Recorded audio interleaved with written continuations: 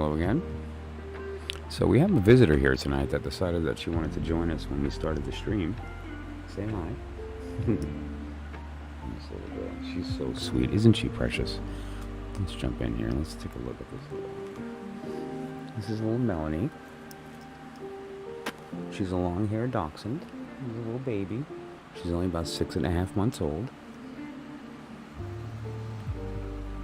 If you've ever been to my channel and heard any of my readings that I put up every day, or maybe in the live stream, that barking, this is the one. So she decided that when I started the stream tonight, she wanted to jump in, and that's right. Let's say hello. So let's leave her be to get cozy. Alright, there you go, honey. So, I have a couple things we're going to be talking about tonight, actually. Numerology and patterns is an important subject when you're looking at the tarot. Whether you're new or have approached it many times in your life from different ways, but ultimately, what we're trying to do is to increase our fluency in this vocabulary, right? And to be able to use it when we need it, and to be able to rely on it. And, you know, the more fluent we become, the more it becomes sort of integrated into our thinking, and it just becomes a natural tool for us. And so numerology is a very simple way to get a grasp on the symbolism initially, and the meanings, especially of the small cards, which can be a daunting task to somebody who's new. So that's going to be a lot of fun. Excuse me. And you know, we're entering the new period, which we discuss on the channel every stream, related to where we are on the wheel of the year, and ultimately what the effect of that is, karmically and otherwise, as we navigate through this experience. And so the cards that I have up on the screen here, and we'll be discussing during the stream tonight as well, is the Deacon of the period, and the Major that is represented by the sign, the sun sign of the time. And so we'll be talking about that as well. So Jeannie, hello, good to see you.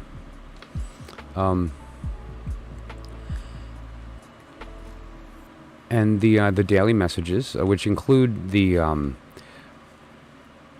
messages that I do on my my channel.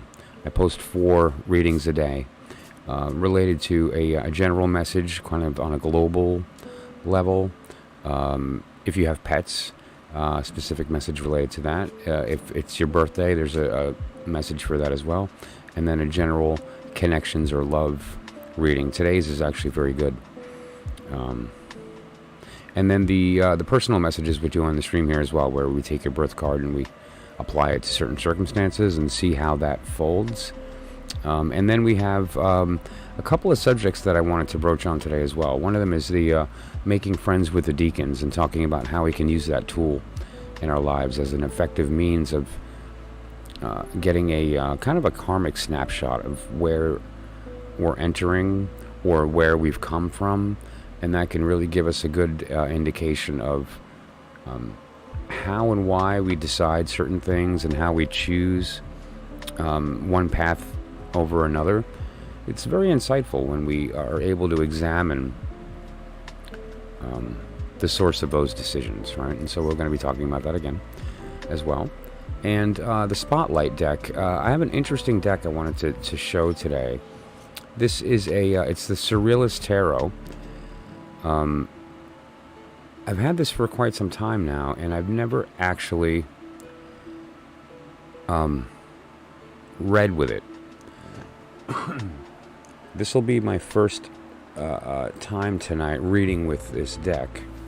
And I want to show it first and kind of talk about it a little bit, because it's so unique, and I'm not even going to show the cards yet, because it's that special. Let's kind of have that set aside here, and we'll talk about that later on as well as the stream builds up. So in the meantime, these are some of the things that we'll be discussing tonight, and so we do have a somebody who jumped in on the stream, and so we'll kind of get rolling with that and get the energy flowing, and then we'll go from there and jump on the first topic. So to start with, we have some activity in the chat, and so let's just take a look here and see what we've got.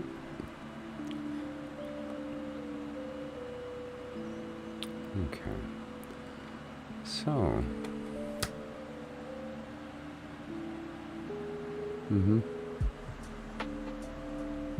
What type of girl does he like as a girlfriend? Somebody in mind right now? A reason he doesn't want attachment? Sure. Okay.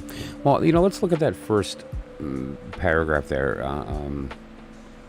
With respect to the type of girls that he's is interested in, or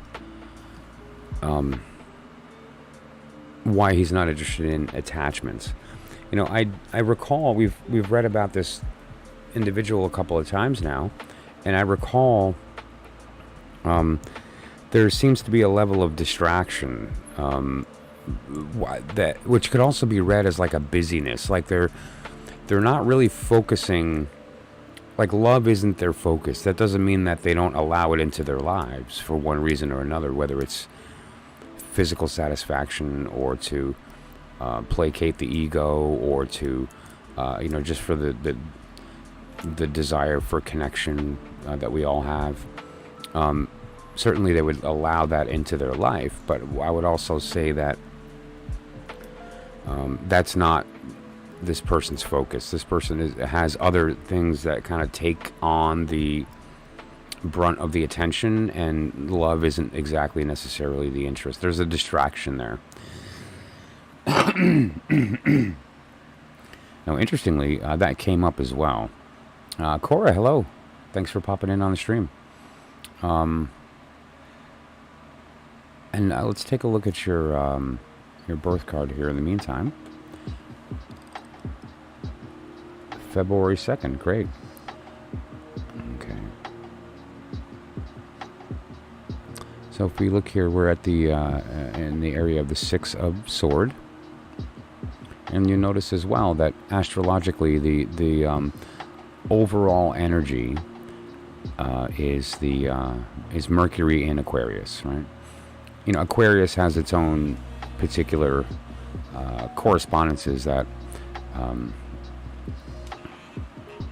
are separate from that particular circumstance here, right? So, we may be familiar with the fact that the certain signs have a tarot card associated with it, or they have a certain element associated, and so forth, right? And so in this case, February 2nd falls into the card of the Six of Sword, but it also falls under Mercury in Aquarius. The major arcana for Aquarius, and let's actually pop this up right now. Give me just a moment to set this up for you.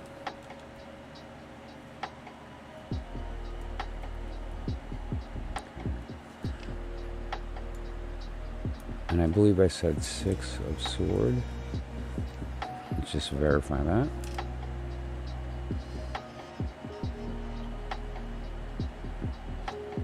Yep, Six of Sword. Okay, great.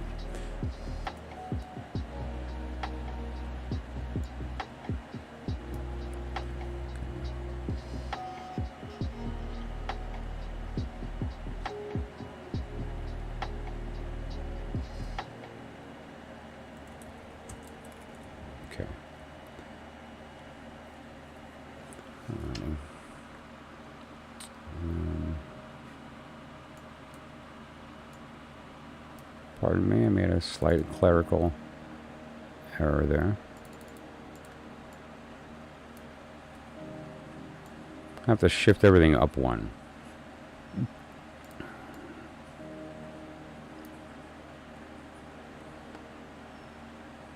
Okay.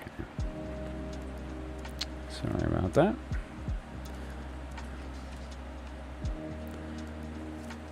Now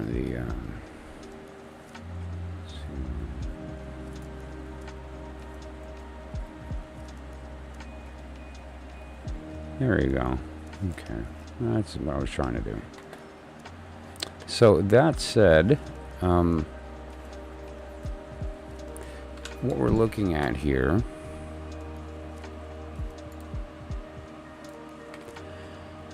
let's just change out that card here, the cup, for the Six of Swords. Okay.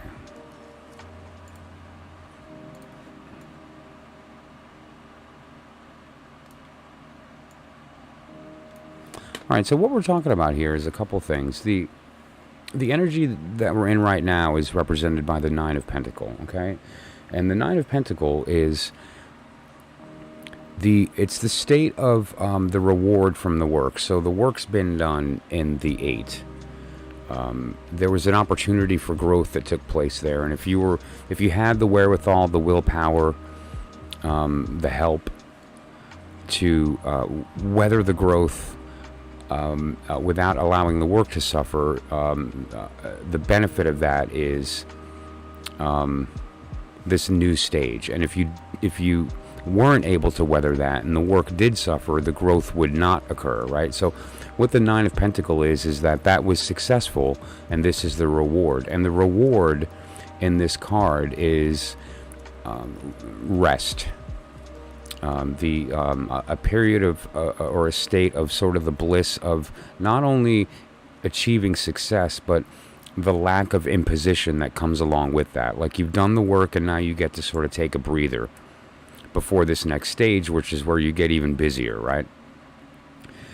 The Hermit is the period of time that we're in that's current. Your card is the Star, which is the card associated with Aquarius. So what the Hermit refers to is the idea that truth is only generally found in the darkness. You cannot find truth in the light. Now, why is that? Well, if you notice the tool of the Hermit, it's the lantern, and that's a very special lantern. It's kind of a magic lantern, and its power is that it can shine on the truth, and that's all it can do. It can't shine on anything false. And so if you can see it using this lamp, it is true. And it's a great way to discern that, and it's a great way to maybe see things that were hidden to you. However, here's the rub. There's always a cost, right, to superpowers. It doesn't work in the sunlight, right? So if you're in the sun and you have this lantern, it gets drowned out, and it's effectively useless. It only works in the dark. And you know, that's an esoteric lesson. That's the truth in secret. The lesson here is that there is no truth in the world. It's inward. And in this particular circumstance, your reward is and can only be found internally. It's internal. Now, as far as the card that you're born with, this is very much like your astrological sign. It does not change throughout your life. So very much if someone were to ask you, hey, what's your sign? And you'd say, oh, I'm Aquarius. You can also say, oh, well, I'm a Six of Swords, okay? And let's talk about what the Six of Swords is. It's the idea of entrepreneurship. It's the idea of providence. It's the idea of packing up and going off with the family to build your empire, right? To introduce your wares to the world and to build your legacy. It's the journey. More specific than that, it's the action that's taken at that time, right? There's decisions that need to be made. There's conversations that need to be had. There's implications of that move. There's a lot of things that come along with that. So in the context of where this card lies in this place, we're talking about your birth card. So this is not an event like you're about to go travel for business. That's not what we're talking about. Rather, what we're referring to here is that it's kind of intrinsic to your spiritual DNA, your character, is this compulsion, this acceptance of being able to do that. Some people have a tendency to ground and stay, and it could even potentially hold them back because they don't allow themselves the possibility that comes with adventure. Adventure's risky, and not everyone's able to do that, especially if there's a potential for it to affect your family. You have no problem with that, and in fact that has served you and will continue to serve you throughout your life.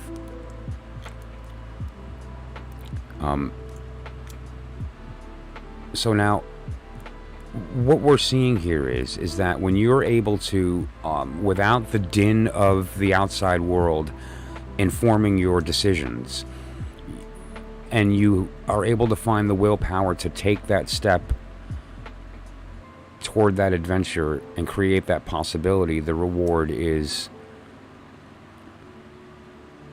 no anxiety, ease, and ultimately the comfort of stability. Okay, so that's the general message. And just quickly, do you have any particular questions about everything I just discussed? And if not, then I would say if you find any value in what I do here, all I would ask is that you like the video and consider a comment. The part of the reason that you're watching to begin with is that I was put in front of you and the robots do that, and the robots read the comments, right? So that does make a difference, and so I appreciate that. Oh, you're quite welcome. And if you need anything further that's more specific, certainly just let me know. And I have a lot of different times of availability when it comes to private stuff. I keep weird hours. Or we could do something on the live stream here as well if you wanted to get a little further into a more specific look at either where you're coming from karmically, what was the snapshot at the time of your birth, or something that's coming up in the future as well. So I appreciate that. And certainly anyone who participates in my live streams is entitled to a free personal message, which is what I just did with Cora. We find your birth card, we apply that to the current period of the time, and then we can kind of get an idea of what is your overall trajectory, all things being equal, if nothing else changed of the current 10-day period. With that information, that allows you to then maybe change some decisions or approach communication in a different way, so that you can maybe have a better time enrolling others in your thinking, or maybe avoid confrontation and things along those lines. Okay. There you go, Cora. Thank you so much. I appreciate you popping in. Saurav, hello. Good to see you. And so, Sajini, I just want to jump back to you just for a moment, and then Saurav will take a look at your birth card and develop your message. And so, yep.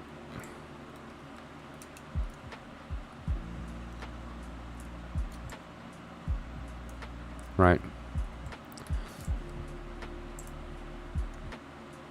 Okay. Okay. Yeah, well, I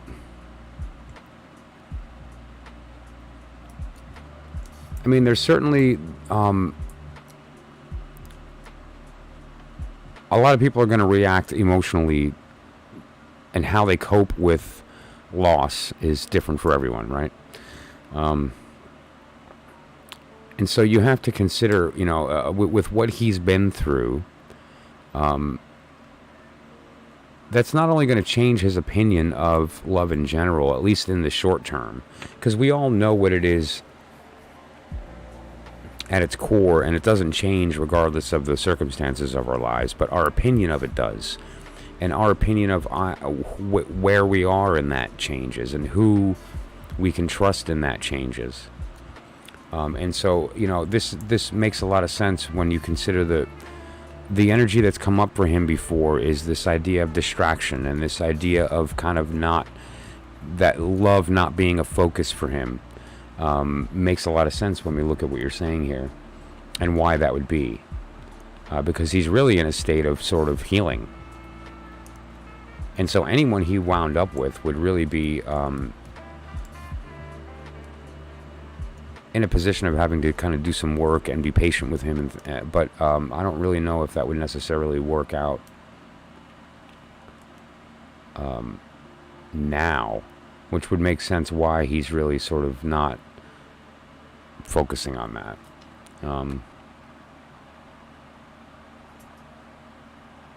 Right. And so, yeah, I hope that provides some clarity with respect to where he's coming from, and the lack of feedback when it comes to that. Is that it's, and you have to understand too, if you imagine somebody's just been through some experience that was traumatic, even if it was mildly traumatic, it doesn't have to be some major thing, but it's still an emotional hit. And then somebody brings up relationships. It's, even if you're at an okay place, it still brings stuff up that it's negative, or that maybe is something that you're not 100% comfortable with how you're dealing with it, and it may not be a subject you want to even touch. One of the things that had come up before as well in this case is the idea that, like, timing is important, and now is not a good time for anybody, frankly, to engage this individual when it comes to love. Whether or not they take the step of having maybe a casual or even aesthetic connections, they're not sustainable, and they won't persist, right? Okay, so Saurav, let's say, take a look here. We're looking at October 25th. Let's take a look. October 25th. So, okay, October 25th puts you in the period of the Five of Cups, which is also Mars in Scorpio. It's the energy of Mars in Scorpio, and that is the Five of Cups. So let's just give me just a moment to set this up.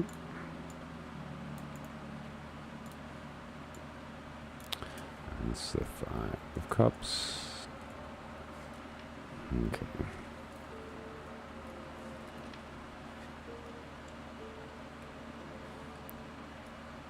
Okay. Alrighty. Now let's do this.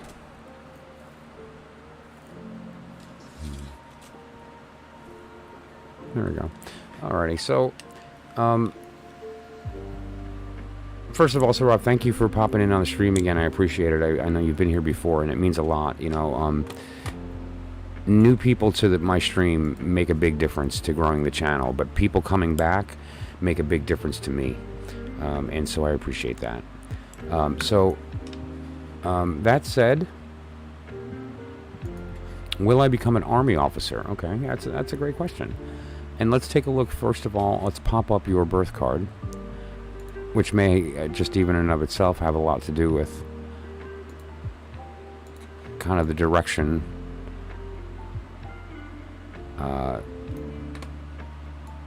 the trajectory, so to speak, of some of these types of decisions. So, I mean, definitely the first kind of right out of the gate idea here that I think is important is that middle card, right? That middle card is not just the idea of reward. It's it's twofold. It's reward if the work's done, and not if not. You either have the bliss of rest because the work's been done, and so you can take a breath that you've succeeded, or the disappointment of the missed opportunity that you could have succeeded had you stood fast and were able to work through some of the harder stuff, like a lack of motivation when you need it but don't have it, or navigating through hurdles that maybe require a little more work than you would normally expect. And so that card is a very important lesson here, that the reward is not free, and that it requires a little bit of hard work sometimes, and hard work from the respect of working through mental issues when you have to work hard and don't have the motivation, or working through potentially even things that are directly trying to stop you, competition or negative influence and otherwise. And if and when you're able to do that, you succeed. And then with the Hermit, you have the idea, like I've spoken, that the truth only occurs in darkness, internally. You have to look inward to get a sense of what is your reward? What is your version of rest? What is your version of not being imposed upon? In some cases, it's, we impose upon ourselves, actually a lot of the time. Now let's look at the Five of Cups. This is your birth card. Does not change throughout your life. It's just a card that, similar to when people ask you what your sun sign is, you tell them Scorpio. In this case, you tell them Five of Cups. Now, what do we see here? We see a person solemnly looking down sad at these spilled cups. And then behind them, there's these two cups that they don't see. And the lesson here is that the cups have fallen, and that's okay to recognize that and to mourn that loss. But let's not forget that what you do have, and that ultimately all you need is one cup. So although you've lost the three, you even have more than you need left. You're in no danger. And you probably didn't need the three that slipped or fell anyway. There's also some hidden symbolism in the card with respect to the alchemical process with the colors of the liquid on the ground, and that's a different conversation. And there's some other hermetic meaning. But that said, the gist here is the idea of sorrow, but it's imposed, it's self-imposed, because the truth is you have more than you think. But that's not always easy to recognize when you're in the midst of loss, right? Now, so it's you have three dogs that you love, and one of them passes away. You don't think to yourself how much you love the two. You're kind of focused on the one that you've lost, right? And so I get that. Now, based on the position that it's in, this is in the birth position. This is not an event that just took place, right? What we're talking about here is your overall energy moving forward through your life. And so what this means is that you're going to have times where the the loss, the failure hits you harder than most people. You're pretty down on yourself when you don't succeed. And that's something that you will have to kind of struggle with your whole life, and that's okay, because it drives you to do better. It drives you to want more and to work harder. But don't forget that, however much you think you've failed, you're on a path towards success, and it's always there. You just have to simply let go of the loss and move forward. Sometimes healing is not the answer. Healing implies taking a thing that's broken and trying to make it what it used to be. Sometimes it's better to just let go of what used to be and to just create or manifest something new instead. So now let's look at in respect to this, your question, which is becoming an Army officer.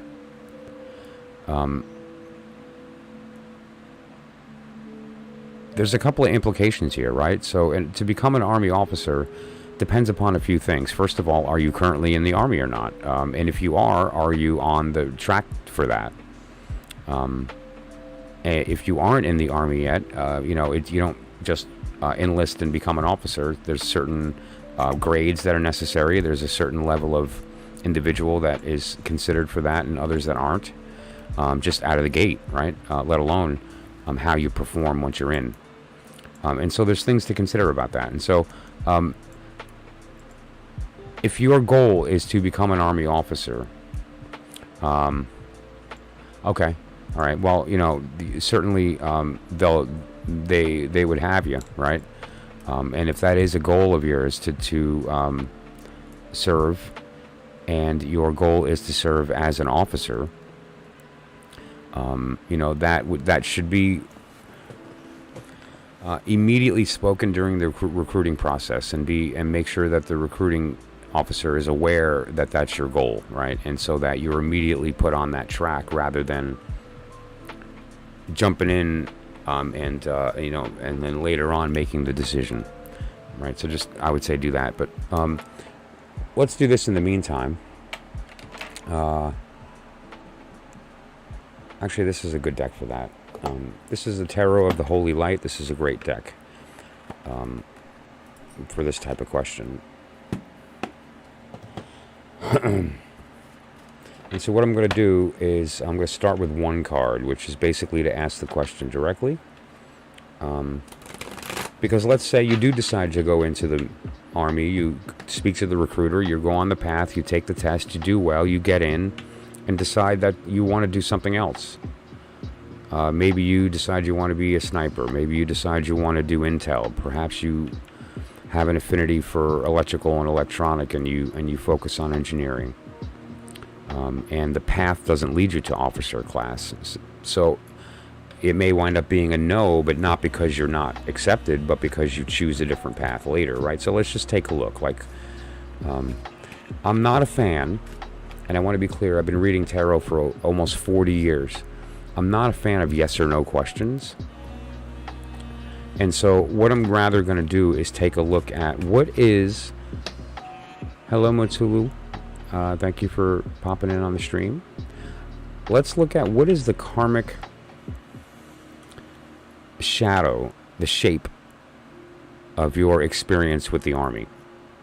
And now with that, that's going to reveal some things, right? And what do I mean by karmic shape? So everything that exists or manifests in our world does so in the higher world first, right? One of the words that we use, for lack of a better word, is in the higher dimensions, the upper realms, right, fourth dimensional or higher reality, whatever the case. But it occurs, and the Hermes Trismegistus said, "As above, so below." Right? This idea.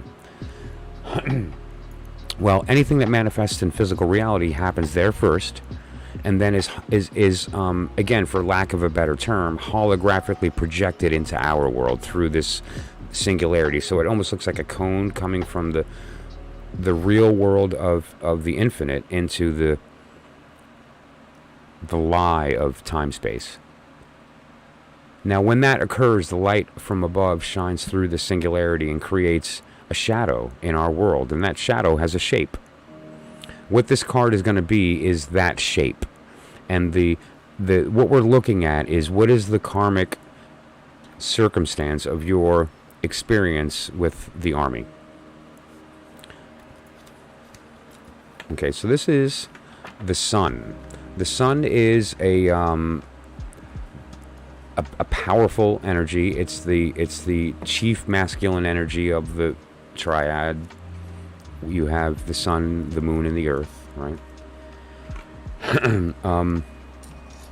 The sun is the source of all life. The sun is 99.9% of the mass of the solar system.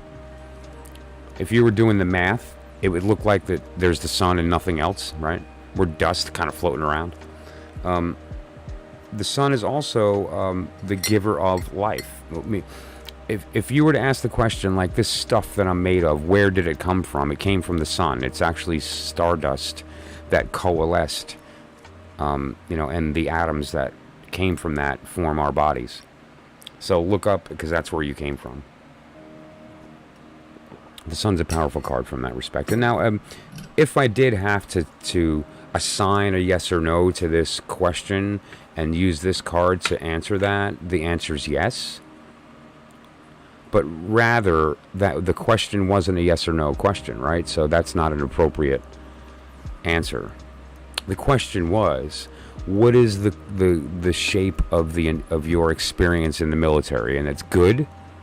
You do rise high. Mitsilu, I'm going to just finish up with Sorav, and I'll be happy to do that. That's great. Sukano, how's it going? Good to see you.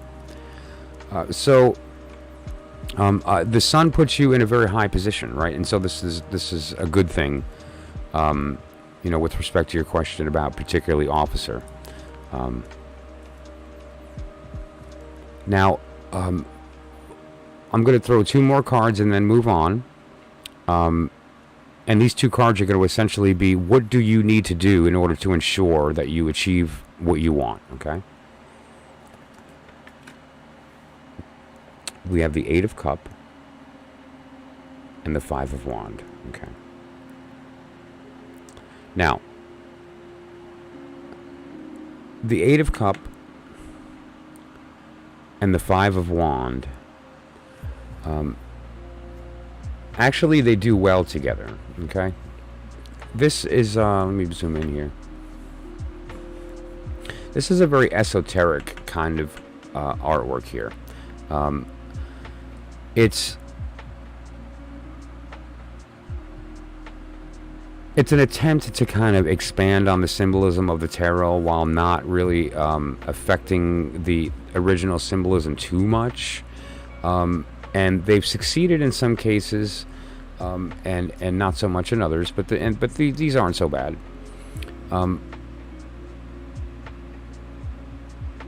The idea here of what's going to be necessary for you to ensure your success. First of all, there needs to be a level of diversity in your approach to the situation, meaning that you can't go in and specialize. Like, you need to appear to be a jack of all trades. Another very important component here, and this is in the Five of Wands. Let's zoom in on this.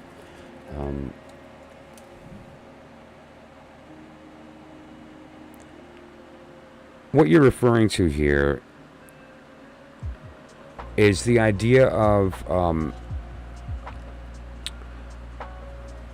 I guess a really good word for this is practice. Another good word for this is to, like a role play, like mock battle is a great word, actually, mock battle. But I guess the ultimate term at its core, if you take away the human interaction, is study. It's the idea of, and what does study mean? Study doesn't just mean read books. It means apply it using your imagination. Information applied is knowledge. Information or knowledge applied is wisdom. But during the study process, you have to utilize it, right? And so a mock battle is a good example of that. So like studying strategy, studying war, studying intelligence or defense, leadership. But these ideas, it's not just about looking into a subject and learning as much as you can. That's regurgitating information. That's not knowledge. Here's a great word for knowledge. Here's a good description of knowledge. So I'm sitting in a chair right now, and if I were to get up from the chair to say, go fill my coffee or whatever, I would put my feet on the ground and stand up and walk. Right now, I don't think about or ask the question, gee, is the floor going to be there to meet my feet when I stand up? Like, if I try to stand up right now and I put my foot on the ground, will the floor be there? Of course not. I don't even ask that question, right? Why? Because I know the floor will be there. That's what knowledge is. It's such a part of my thinking that it's an assumption that I make, and it doesn't even enter my conscious mind. I just know it'll be there, therefore I don't waste time on it. Another term for this, anyone in the room that's familiar with martial arts will understand this term. It's called kata. And this is the boring practice when you first start of this repetition of specific positions that initially seem useless or boring, but later on you discover are there to train your body to do these motions without thought, right? Like sort of like a Zen, although Zen is much more involved than that. It's the idea of muscle memory, so that you don't have to think. You just block, you just punch, you just kick. So it's that idea.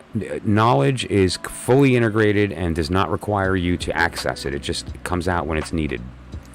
So you need to get on that path. And at the same time allow there to be diversity. But the goal here is achievable, right? The goal here is winnable. And so that's the key. And don't forget the period of time that we're in right now. The big lesson in that, which is totally relevant here, is if you don't do the work, you don't get the reward. You get the disappointment of the missed opportunity. But if you do the work, your reward is ecstasy. It's the bliss of success. And so, okay.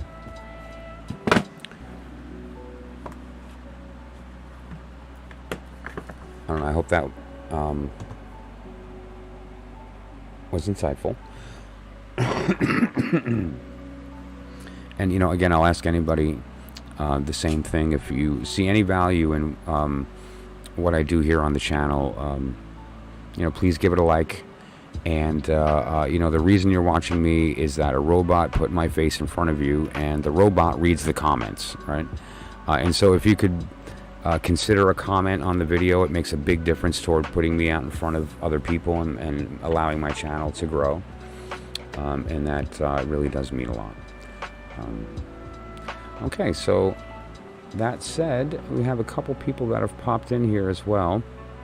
And in the meantime, there's a couple of things that we're going to be talking about tonight outside of the readings that are going to be a lot of fun. Numerology, the period of time that we're entering right now, making friends with the Deacons, and then this.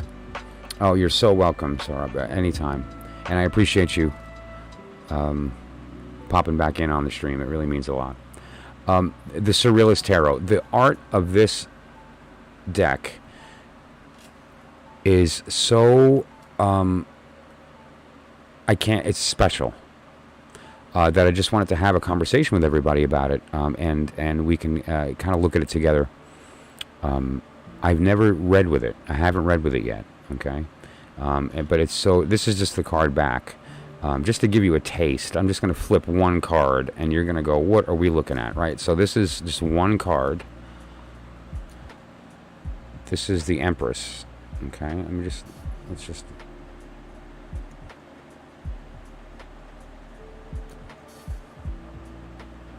Okay, and it's just a quick... And anybody who has any experience with the tarot knows that, like, that's the Empress. So, I mean, that's what we're in for. It's going to be a lot of fun to look at.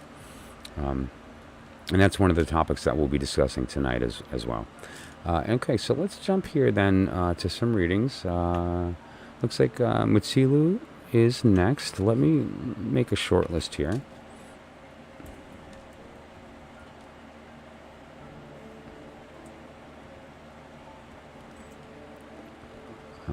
And then we have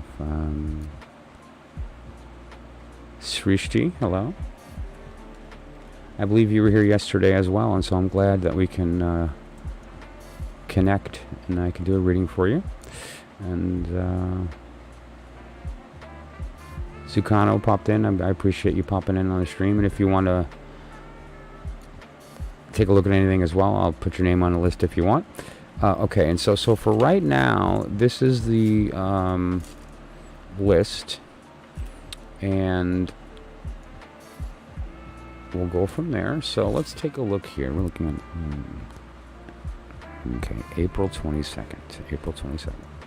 Okay, so if we look at our wheel, we find April 22nd puts you in the 5 of Pentacle, and the astrological correspondence there would be Mercury in Taurus. Mercury in Taurus. Okay, so let's just give me a moment here to set this up.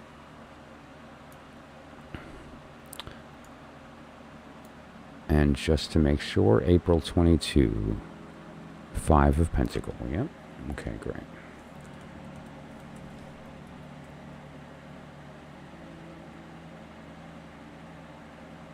Okay. And also, incidentally, okay, right, okay, and then you are Taurus, and Taurus is the Emperor. That is the major that is represented by your sign. So, let's just pop out your birth card. First of all, let's get rid of that cup. Okay. A lot of 5 energy today. Not a bad thing.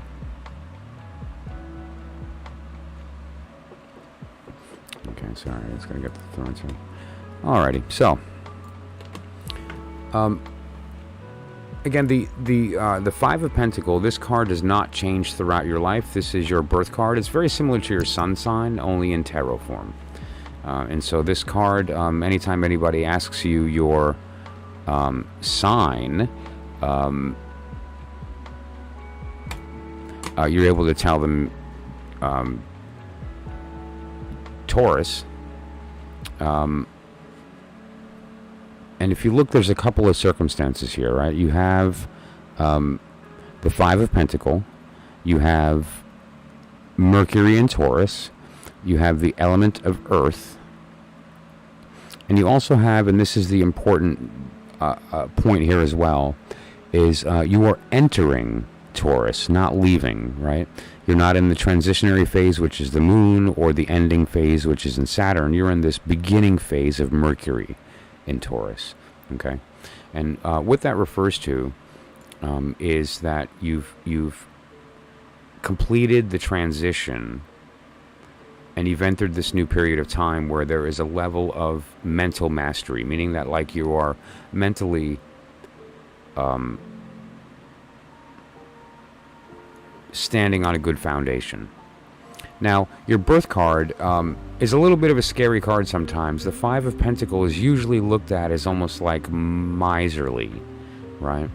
And so basically that you are in need, or like you find yourself in a state of being poor or injured and requiring assistance.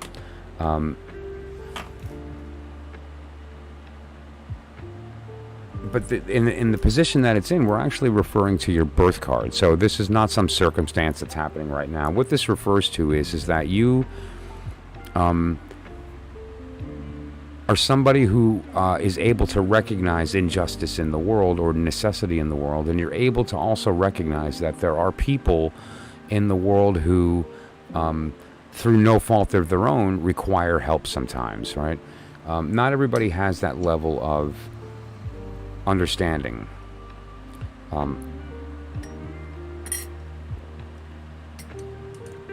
There's also this idea that you understand the value of the institution with respect to that. It's not an accident that in this particular circumstance, these two people are walking on the outside of a church. They're entering a church because they know that they can find help there. And so the ultimate lesson with respect to it being in the position of your birth is the idea that when you are able to, or when you find yourself in need, you know that you're able to go inward and find spiritual strength, to be nourished spiritually, which is great. Not everyone is able to do that. A lot of faith is not real. A lot of people kind of put on the face of faith but don't live it. You can't fake that. You either feel it or you don't, right? And I get the idea that you do. Now, with respect to the period of time that we're in right now, pardon me, is the idea of the reward that comes with the work. And what I actually see here differently is the period of time that you're in right now is compelling you to... Uju, thank you for joining. There's a couple people in front of you, but no problem. Ariel, hello. Thanks for joining. How's it going? Good to see you. A compulsion to help people. You may find that you're sort of being nudged into volunteering. And it's not a bad time to take that on. And I feel like if you don't, you may feel a little bit of like guilt, or you may experience a little bit of emotional labor because of that, right? In some fashion. But I feel like that would benefit you right now.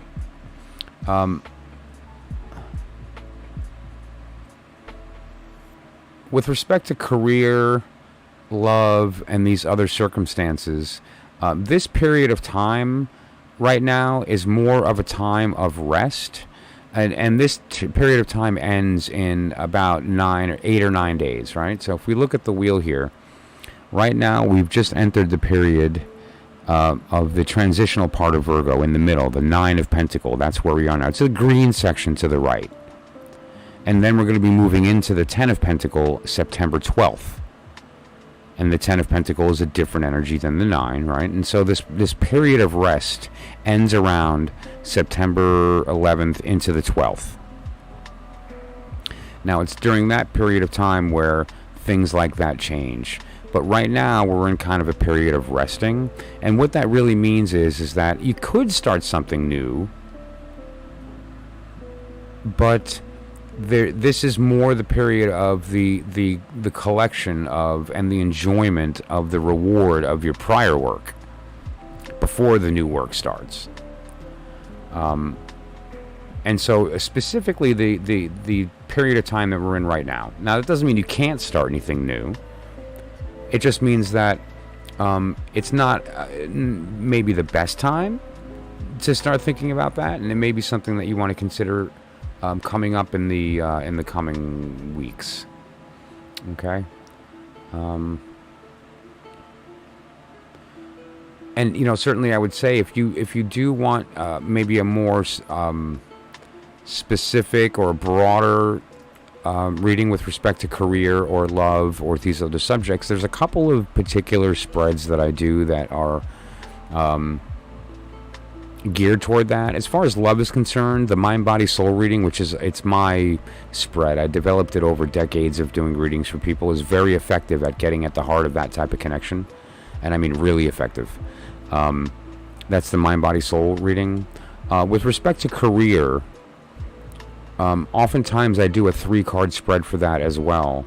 And we look at basically like a 5W type reading. What should I do?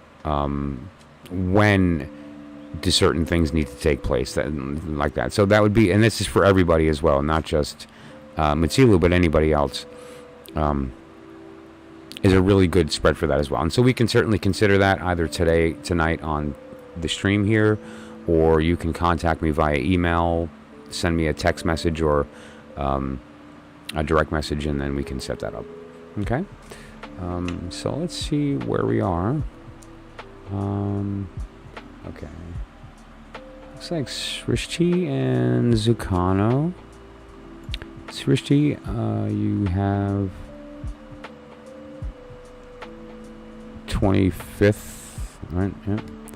And then when we have... Okay.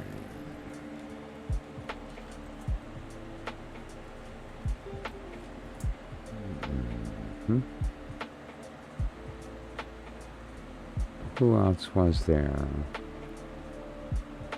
Ariel, thanks for popping in. If you wanted to participate, I don't remember your birth card. If you remember it, pop it in, and if not, I can look it up. Or if you just want to kind of chill for a minute, then that's cool. What do we have here then? Uju?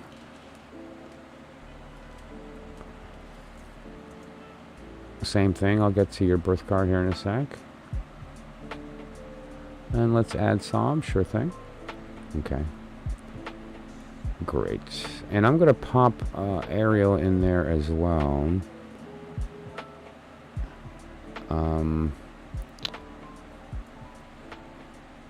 And so if you are interested, your name will be on the list. Okay. And then right now, I'm going to close the list temporarily. List closed.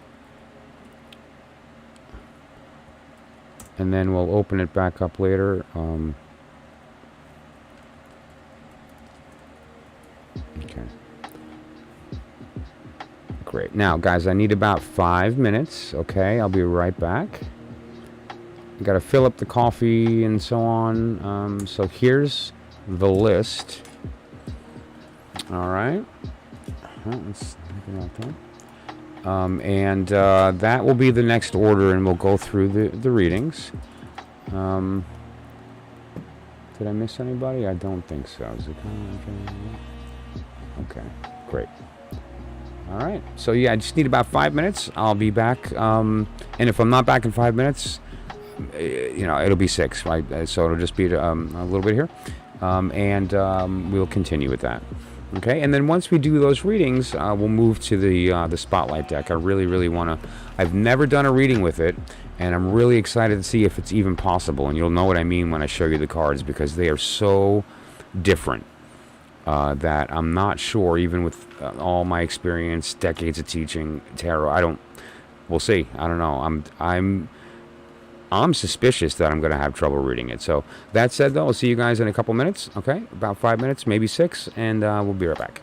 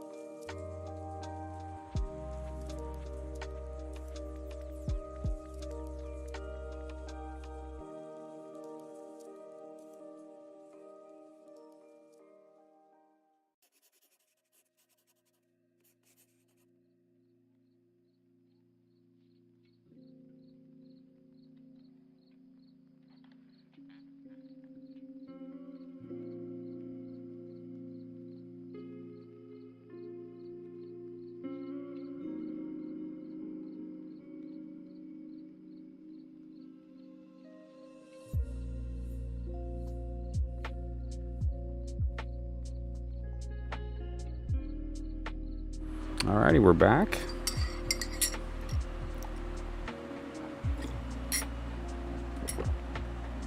So,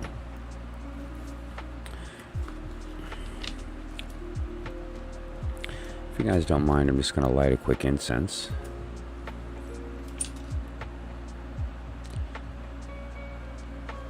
Soften up the mood a little bit.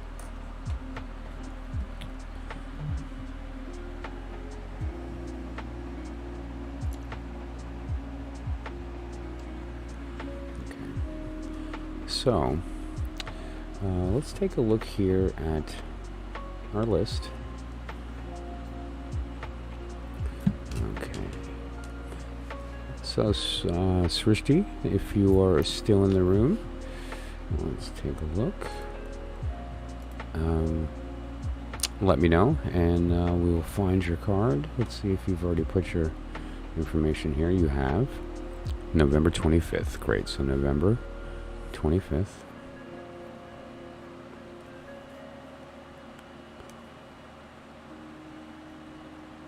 That puts you in the period of time of the 8 of Wand.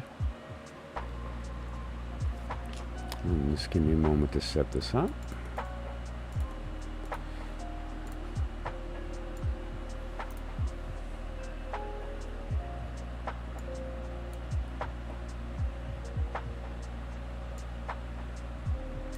Okay. This is the 8 of Wand. Okay. Alrighty, let's just get that card out.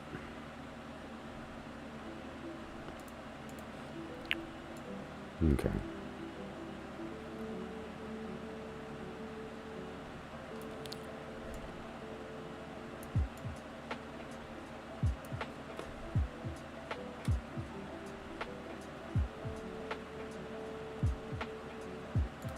Alrighty.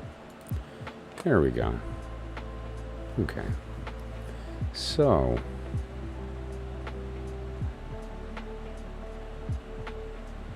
let's take a look at the overall. Srishti is interested in the matters of love. Aren't we all? And the first thing we're going to do is take a look at the karmic snapshot at your birth, right? And how it relates to the current period of time. And then we can, extrapolate how that would manifest with respect to connections and these types of things, right? So, first off, let's just shut that camera off there. Okay. First off, we're looking at the 8 of Wand. Now, there's some interesting things here about the 8. It appears like you've got a bunch of wands flying at you, right? Like there's this idea of multiple assailants or opponents, or and that I've always found is an inaccurate depiction, and I think that that's an inappropriate depiction because it makes some assumptions that lean negative when that's not necessarily what we're trying to accomplish here. There's a few reasons I say that. First off, there's no people in the card. There's no enemy, there's no target. It's just wands flying. It also implies the end of a trip, right? So, like, if something is flying in the air, it goes up and then it comes down, and you can count this as 3 phases: the phase of going up, the phase of traveling, and the phase of ending, right? And so they're at their end of their trip, and so this implies something's coming, something's about to happen, because this is the end of something, not the beginning, right? And so there's this sense of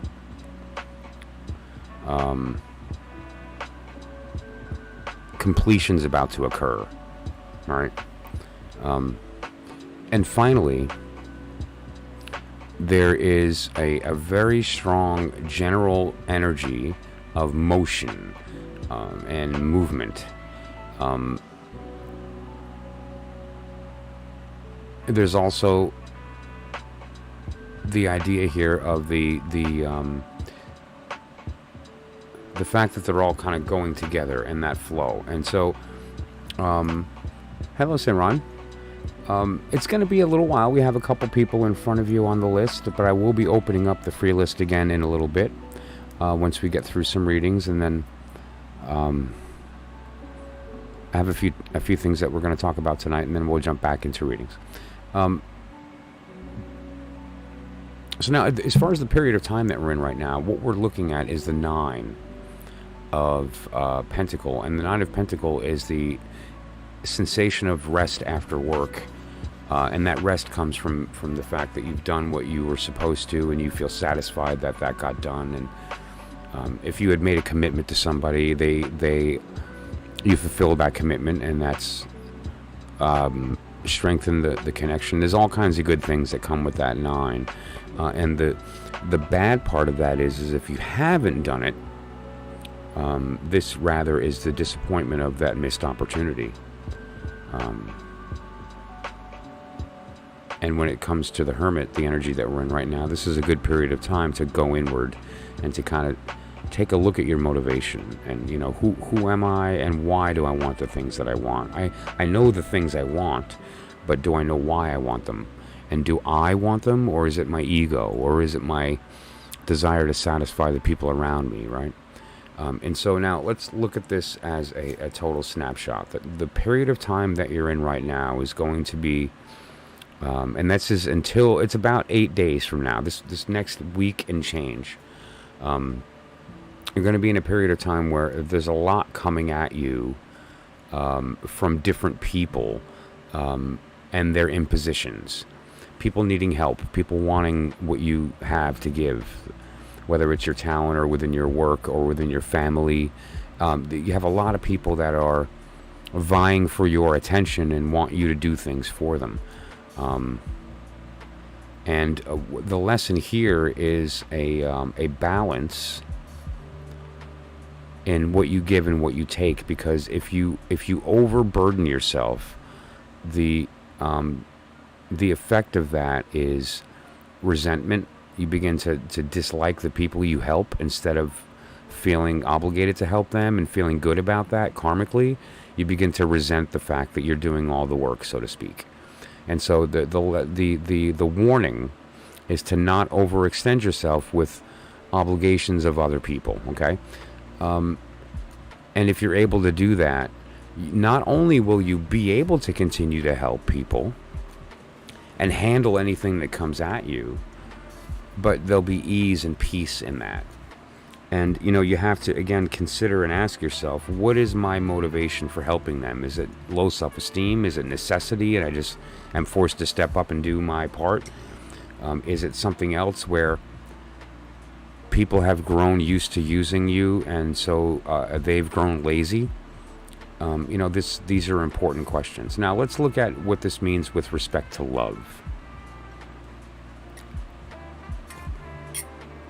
It seems like that you're going to, at least for the next period of time, be a little bit distracted. And it's going to force you as a mode of coping with that distraction to go inward. And so you may, although be seeking love, it doesn't mean that you're going to be in a position to communicate properly with that person, to foster it, to allow for it to happen. So I would say this is a good period of time to kind of chill. And over the maybe the next week would be a time to revisit this question and say, okay, well, any growth that's going to happen during this week because of this nonsense that's about to come at you will have occurred, and you can be in a better position to maybe revisit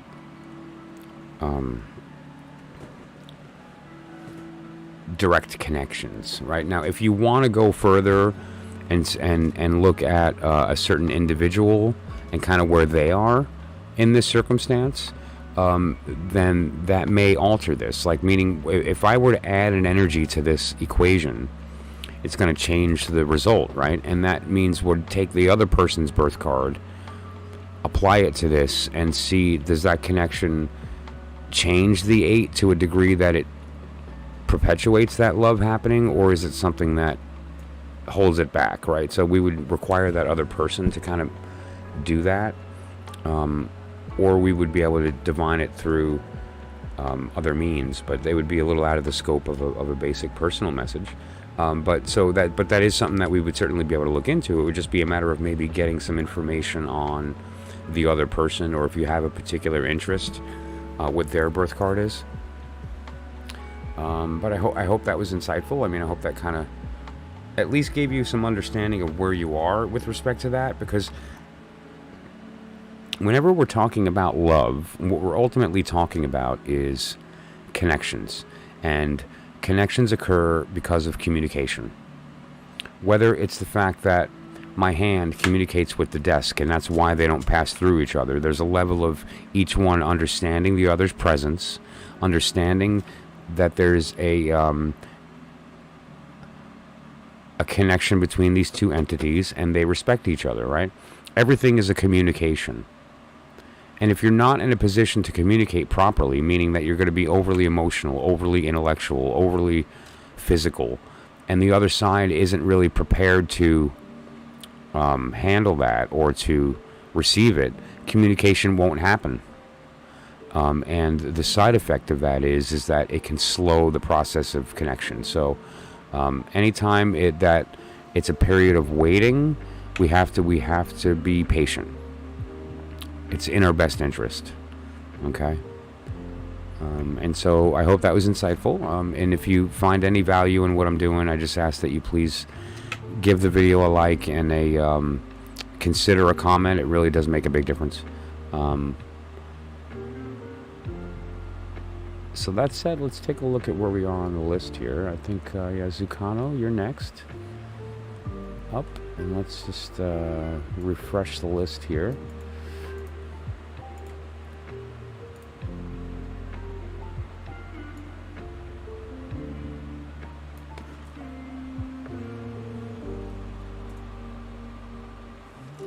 Okay. Alrighty. Oh, thank you so much for saying that. I really appreciate that. And thank you for participating in the stream. When I set out to do this channel a couple of years back, I was waiting for a time in my life that I was ready to share. And I thought it was the right time. And so a lot of the feedback that I've been getting is telling me that the time is right and that it was correct to do this, and so I really appreciate that, and thank you so much for saying that. So let's see here. Zucano's November 14th. November 14th. Okay.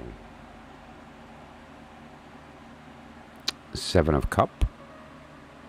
Illusion. Fantasy. Okay, let's set this up real quick.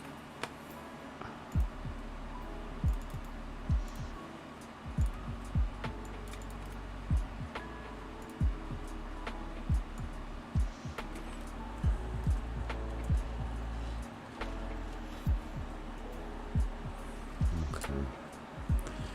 So let's pop that card out.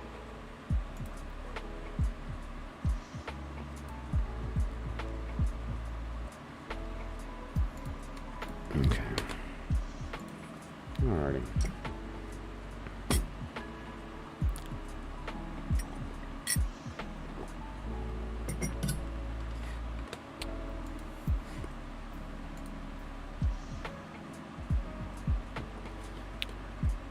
Alrighty. So,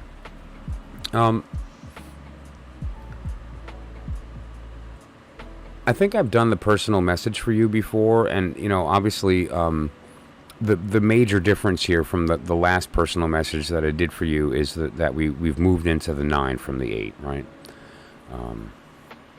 The 8 of Pentacles is the opportunity that comes from doing the work, and even though you get busy, you don't let the work suffer, and if you're able to do that, you get the reward of the 9, and if you don't, you get the disappointment of the missed opportunity, right? So that's where we are. Lydia, thank you for popping in on the stream. I'll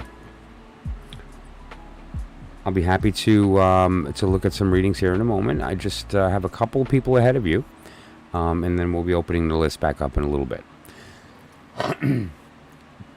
So,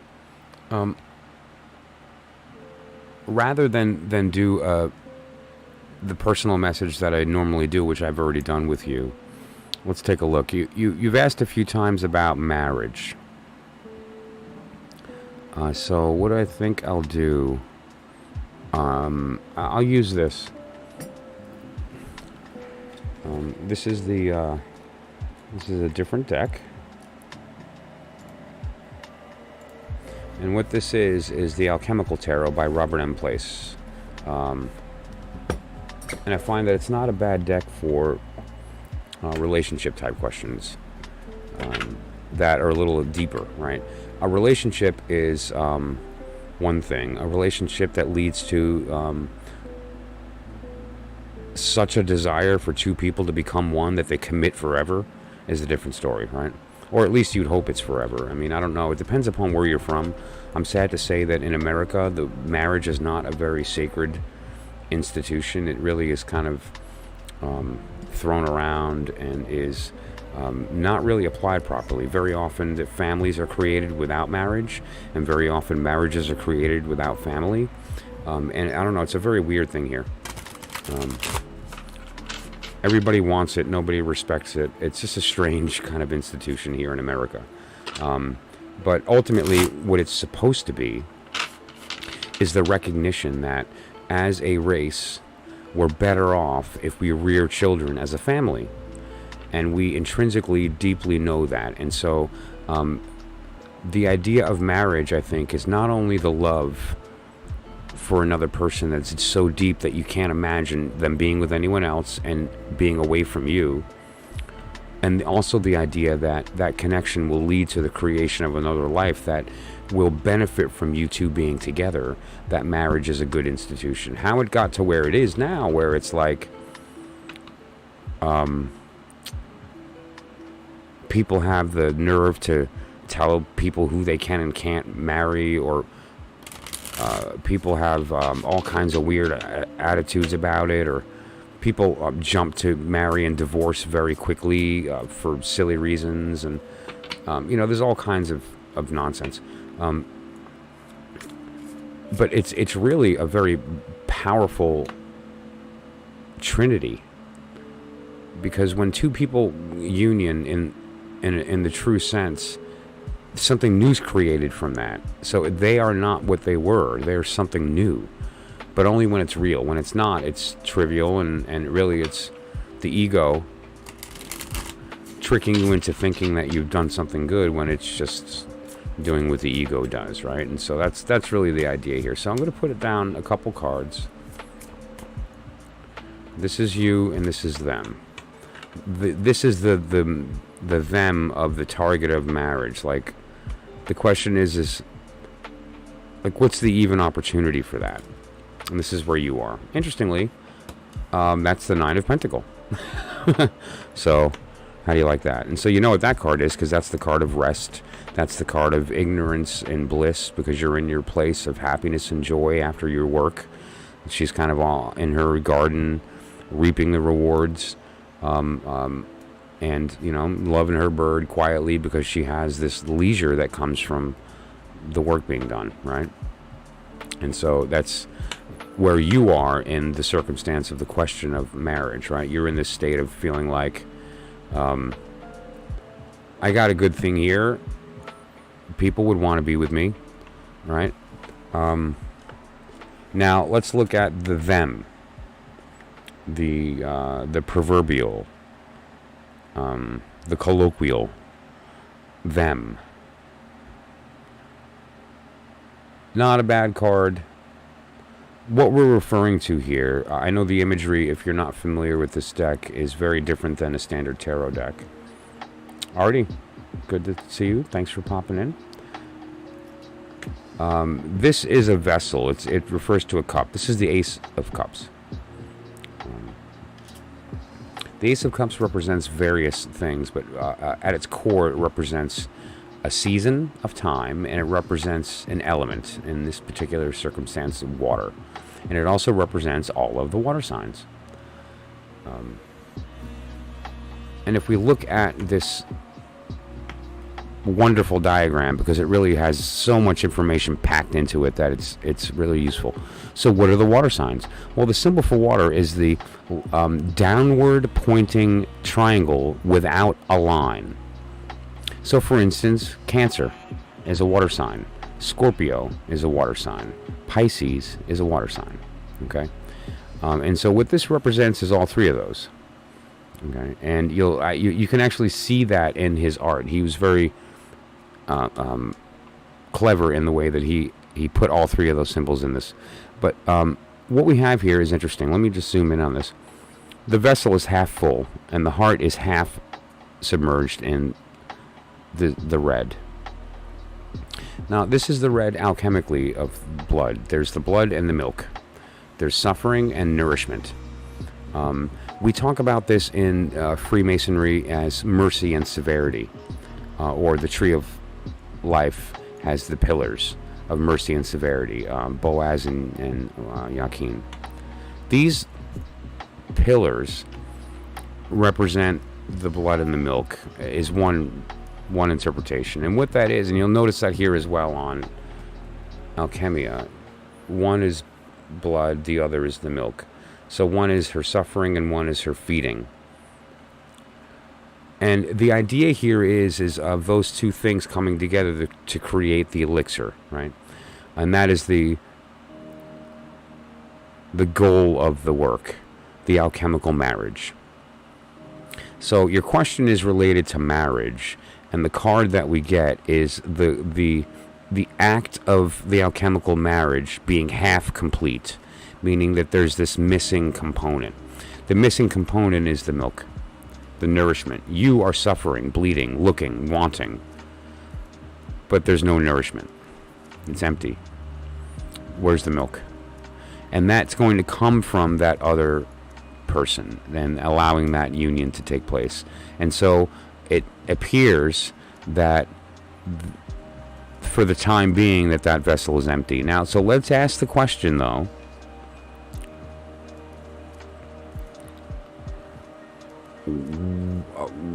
Where should you look for that answer, right? What is the, all right, let's phrase it differently. What is the source of the milk? Okay.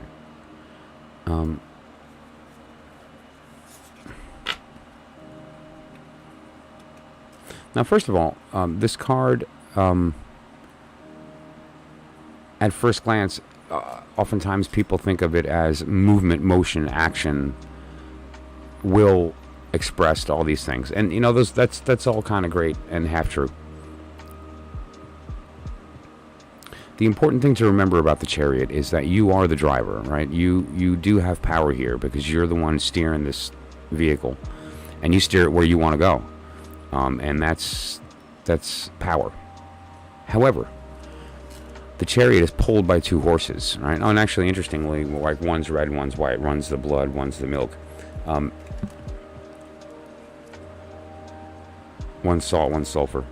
The horses, if they choose not to move, that Chariot's going nowhere. And so the lesson of the Chariot is that you do steer, you do have the power to go where you want, your will be done. But you have to enroll, you have to convince these animals to go with you, right? And who are these animals? These animals are you. They are your higher self. Nothing happens in this world without it happening there first, in the upper world. And the upper world doesn't care about your feelings, right? So it's kind of like we float around and are at the mercy of this upper world. But here's the power. You occupy that place. You do not live in this world. You live there. You are watching yourself through time-space, right? You are watching yourself, waiting for the you that's now to catch up to the infinite you. And you need to convince that infinite you that this is a good idea. Otherwise, you're not going to go in that direction. So now this whole thing I just told, this story, is the idea of the communication between you and your higher self and your true will. You may think you want a hamburger, so you go and you eat a hamburger. And you may say, okay, well, my will was to eat that burger, and my will was done, and I ate my burger. But your true will might have been something completely different, like just water. And what you wound up doing is you mistook a thirst for hunger and ate when you didn't need to. And so you weren't in congruence with your will. The fact is when your true self and your current self agree, this chariot can go anywhere. And so what this is really saying in respect to your question of marriage, which I then extrapolated as, what is the source of this missing component to make that happen? That missing component is you being able to answer yourself the question, why should you get married? Is it right? Is this what you want? Like, is it correct? Because if it's not, then it's not going to happen. You haven't convinced your higher self that it's correct, so the chariot won't point in that direction. Okay, I hope that. I think I communicated what I was trying to communicate there. And so your goal here is to answer why. Are you lonely? Is your mom bugging you for grandkids?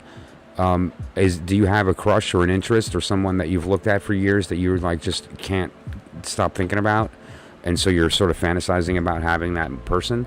Like, what's the actual motivation? Because once you know that, you can then step back and now interrogate that and say, okay, is that my motivation, or is that my ego? Is that mine, or is that my family, or do I have somebody in my ear? Like where is it actually coming from? And then you can ask the question, is that consistent with my true will? Crowley called it the holy guardian angel, the inner child, the higher self. There's so many words for this, but ultimately what it really lends to is truth. Because you do not know what you want. We don't. We're like slaves to our subconscious, to our assumptions, to our sociological dynamic of how we look and are seen and want to be seen, and all this nonsense and all the lies of our personality. But when we can shed ourselves of that and truly look at a circumstance from our own eyes instead of the eyes of the thing we've become, it all becomes clear. And you may say, I don't want to be married, or maybe I do, but I want to really take seriously who this person is and make sure that they're going to let me be me, and they're going to be open to me letting them be them, and that union be real. So that's kind of what I see there.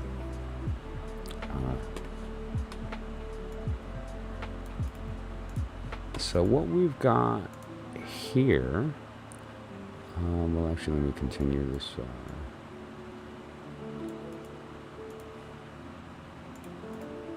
Right there. Okay, so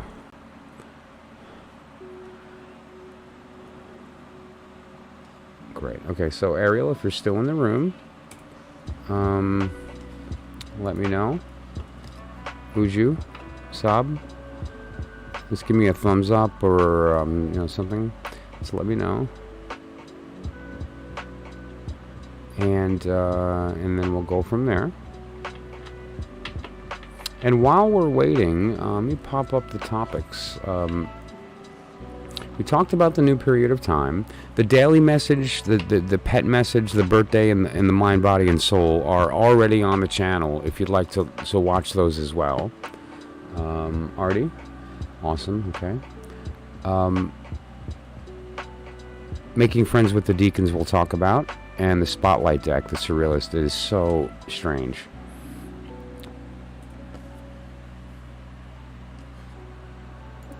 Again, at 40 years of reading cards, I don't know if I'm going to be able to do a reading with it. I've never read it.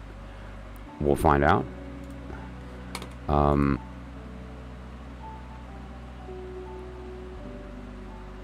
Okay, let's see here. Okay. Great. Let's see. Who's you? Okay. I'm going to update the list here. Let's see. New list. Uju.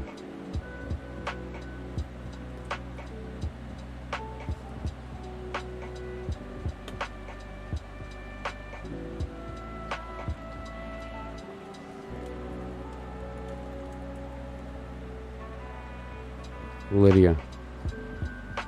Artie.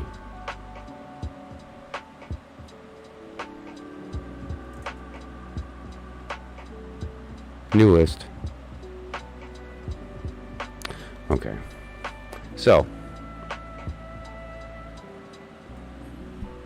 let's take a look here. Alright, so first of all, Uju. Very quickly, let's find your birth card. Okay, I'm going to ask you, Uju, please pardon. I live in the United States, and I have noticed that there are many cases where my familiarity with the dating system is different, and I just want to make sure I'm not swapping the month and day here. So, according to the system that I think I'm looking at, you're June 2nd. Is that correct? If not, and it's February 6th, let me know. In America, I would read that as February 6th, but I believe that you may be writing that as June 2nd. So if you could clarify, January 6th, June 2nd. Oh, Saab. Okay, good. So you'll be after Uju. Let me change that then. Let's not skip.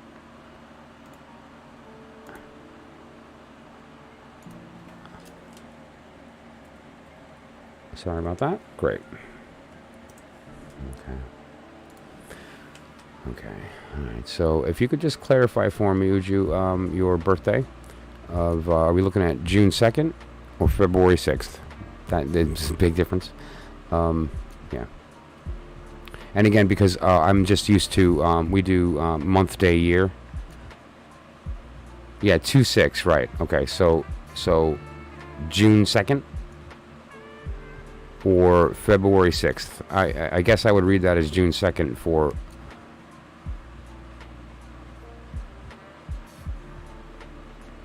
Because if I were to write the date, it would be... that I would read that as February 6th normally, but I have found that oftentimes...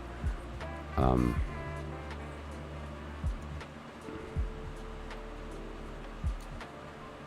let's take a look.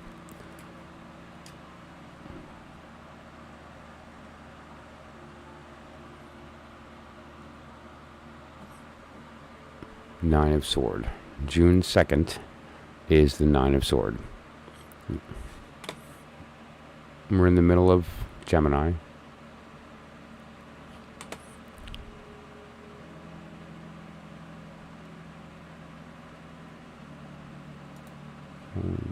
Moment to set that up.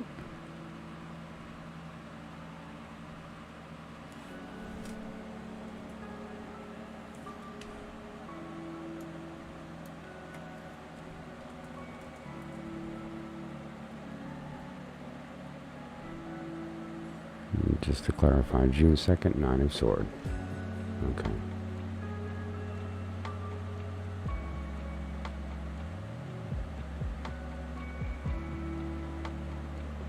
Yeah, June 2nd, right.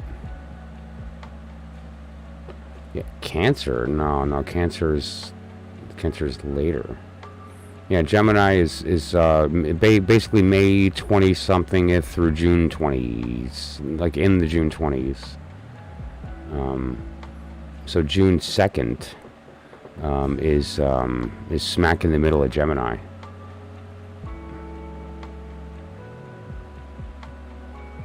Yeah. Actually, it's funny. Both of my parents are Gemini. Could you imagine growing up? Thank you, Zucano. No problem. Anytime. And Simran, I think you're correct there as well. And so I'll make sure I get you on the list here too.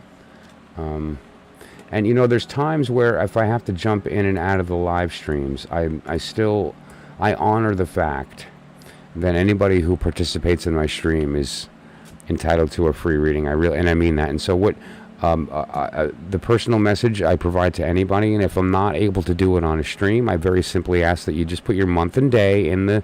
Either you can direct message or email it, or you can.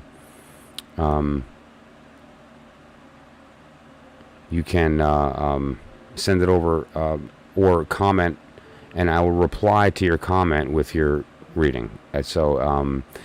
And no one's taken me up on that yet, but I'm happy to do that. And so, because I do answer my text messages, I do answer my emails, and just say, hey, I was in a live stream, and here's my month and day, and I'm happy to do it. Ask if they're still in the room. There's a couple people here I do that with through personal means. Okay, so that would be.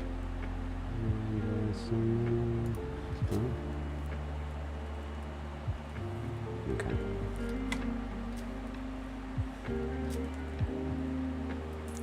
I try to do roughly about 2 hours, and I get tired. Oh, no problem. Okay. All right. So.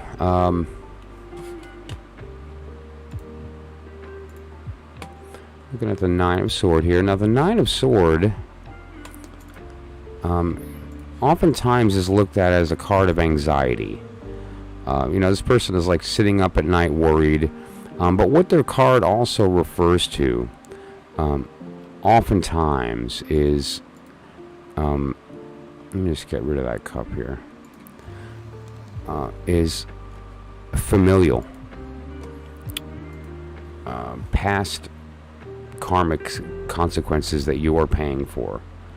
It could also include inherited mental illness or inherited depression. But ultimately, a lot of the important lesson here in the Nine of Sword is the idea that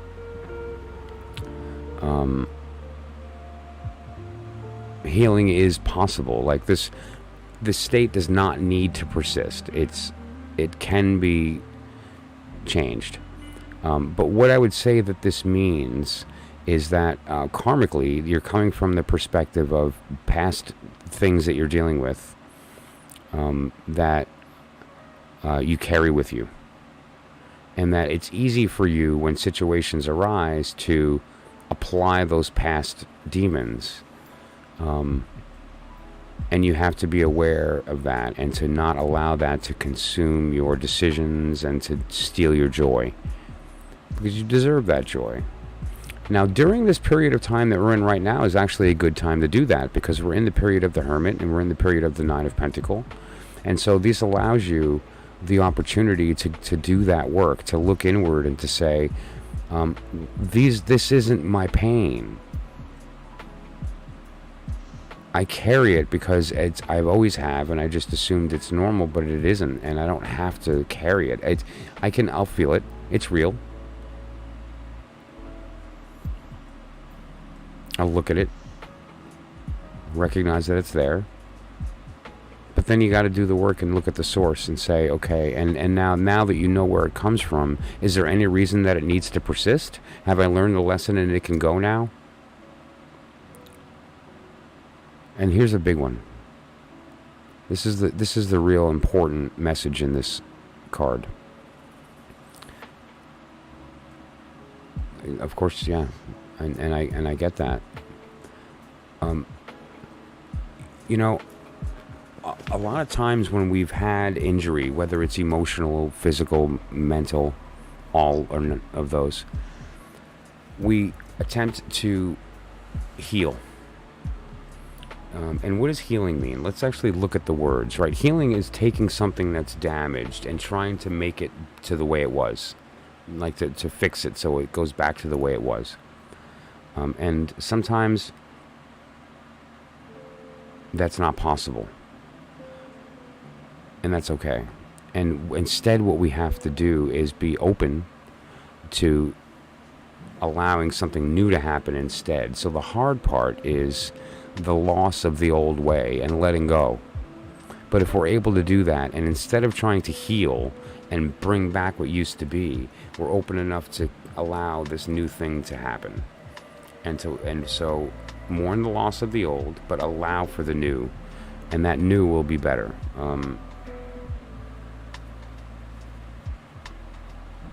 Okay, and that's very possible. And if you look at that, that absolutely would be consistent here, with each sword being a past iteration. But so what I would say then is that this period of time over the next several days, week or so, is a good time to take that lamp into the dark and investigate where that's coming from. Okay, those past demons live in the past. Let them go. The fact is that you don't need to continue to give them power any longer, and they can't exist without you. And so it's kind of up to you to let that go. Now this, kind of going any further with this would be a little bit out of the scope of this particular, like a personal message, but I would certainly say that there's value in you doing that. Whether it's with me or another reader, I would really recommend that you find somebody you feel a connection with, and that you have a trust with, and that you are able to maybe dig a little further into that first card there, that 9, because it's something that you do carry, and it's something that you can become stronger through. Okay, and so I would recommend that. Moving forward, let's see what we have here. Let me just find my list.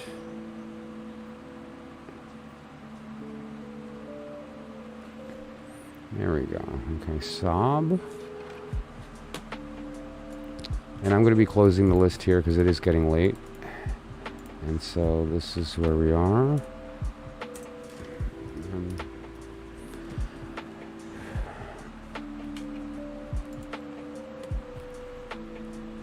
Did I not paste that properly? Oh yeah, okay, it did go. Okay, great, sorry.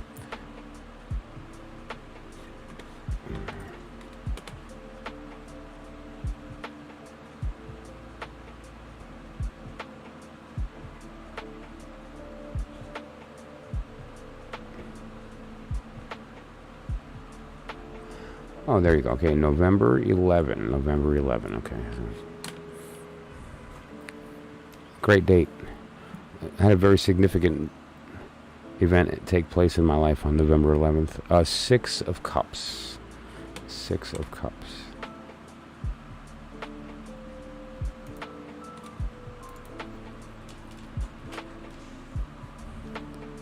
Let's take a look at that.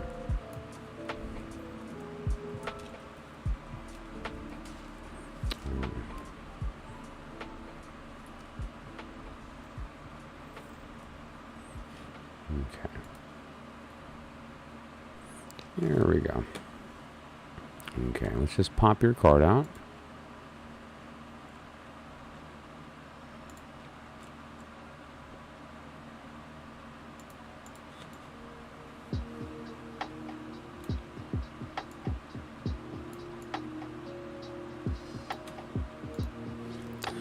Here's the idea of the 6 of Cups.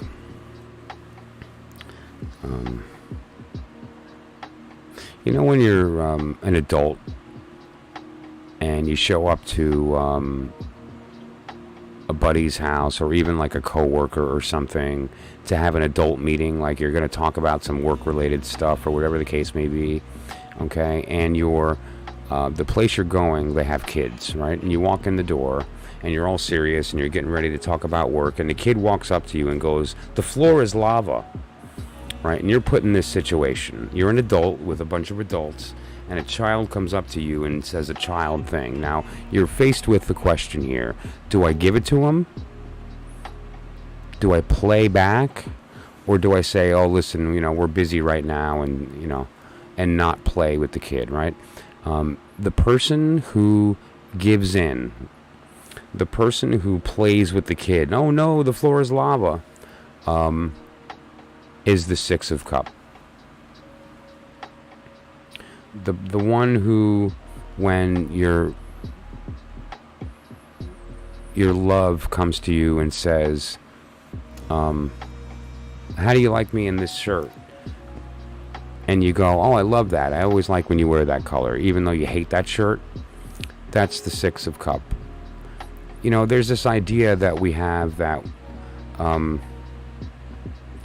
we're better off every once in a while to kind of give it to each other, let them have it. Like, if it makes them happy, why not? It's a small gesture. And, you know, that's especially true with children.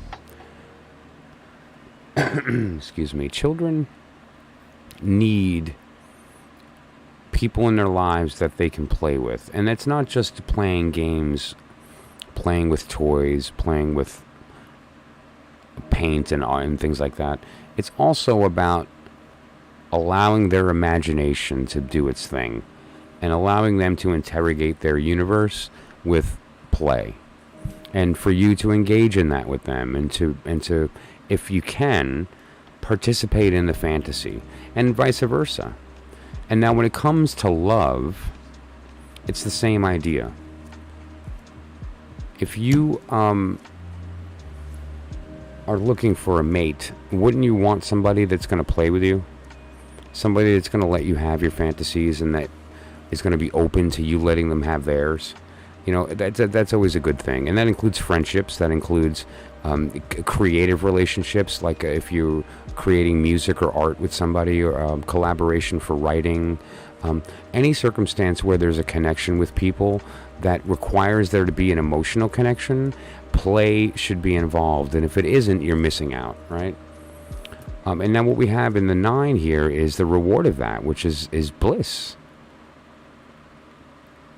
Now here, interestingly, the lesson for the period of time that we're in is, and that's just for the next about 8 days, is the Hermit, which means alone. So the lesson here for you now is give yourself permission to play. Give yourself permission to imagine.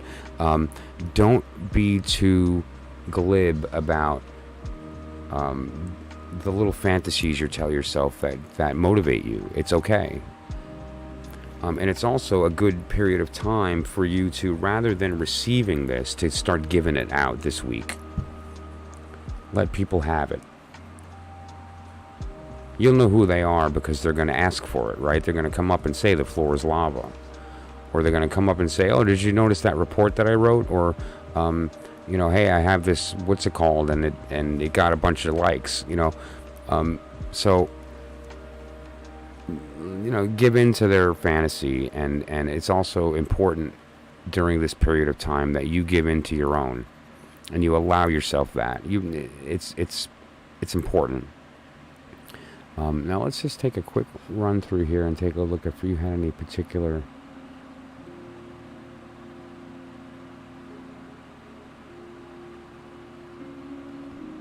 Oh, okay, so we basically went there. Yeah, okay. Okay, great. And now, so this, and I want to point out as well that this technique can be used by anybody. Once you know your birth card, it's like your sun sign, right? And you can use it in that same way. So you want a horoscope? Find this chart. It's all over the place. Book 777 by Crowley. Anything by Lon Milo Duquette related to tarot. There's a lot of different charts. Or you can just look up online and you'll find... Ariel, good to see you. Yes, but I was kind of getting ready to pack it in for the night. I'm getting a bit tired. But once you have this information here, you can now apply that to your birth card in the period that we're in. And by doing that, it gives you like a mini horoscope that you can run kind of any time. You could also use the technique to look at future events by looking at the date of when that's going to happen and applying it with your birth card. You can look at the birth date of a love interest and kind of see, is there any value in that connection or is it bad? There's a lot of different techniques for using the Deacons. Okay, and so, and again, we can go any further with any particular details or direct question with any of the spreads, and now these are not the only spreads I do. You don't read tarot for 40 years and not have like a list like this of the different kinds of spreads. Most of them you're probably familiar with. A few that I do are kind of my own iteration. The Mind, Body, Soul is my reading. The Deacon technique that I'm using is something I developed even very young, that I've kind of honed and polished over the years, and I've seen how other people have applied astrology, and so this technique is something I developed over time as well. But if you'd like to, you can either send me a text message to that number or leave a voicemail, or you can email me, and I'll be happy to, we can talk further about that. Okay, so the next on the list here then would be Simran, Lydia, and Artie. Still a hippie, how you doing? Yeah, I was trying. My goal tonight is to try to do 2 hours, which is in about 8 minutes. We'll be at about 2 hours, and so we'll see. We'll see if I make it. It looks like I'm gonna. Although I am getting a bit tired, and so to anybody else in the room, if I don't get to you tonight, just comment in the video with your month and day. I don't need the year, the month and day. I'll find your birth card, and I will respond to that comment with your reading, okay? And we'll see who's a taker. I'll honor it. And so if you do that, I'll do that. Okay, so the next we have Simran. Okay, I just need your month and day. Let's scroll back. Oh, here we go. November 29th. Great, okay. November 29th. 8 of Wand. Okay. And if you just give me a moment here to set this up for you.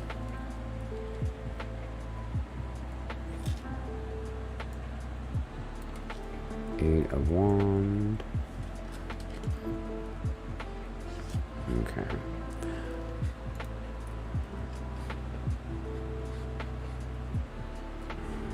Just pop that out for you here. Give me a moment.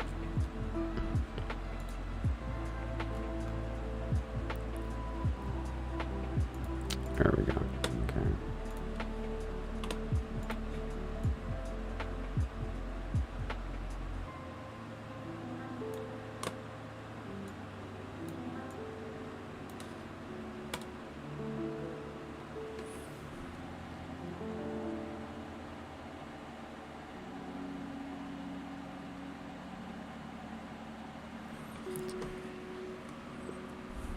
Let's take a look here. Hang on a minute now.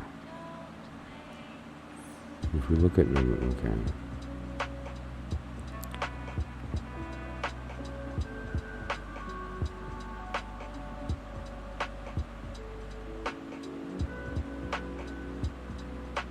Yeah.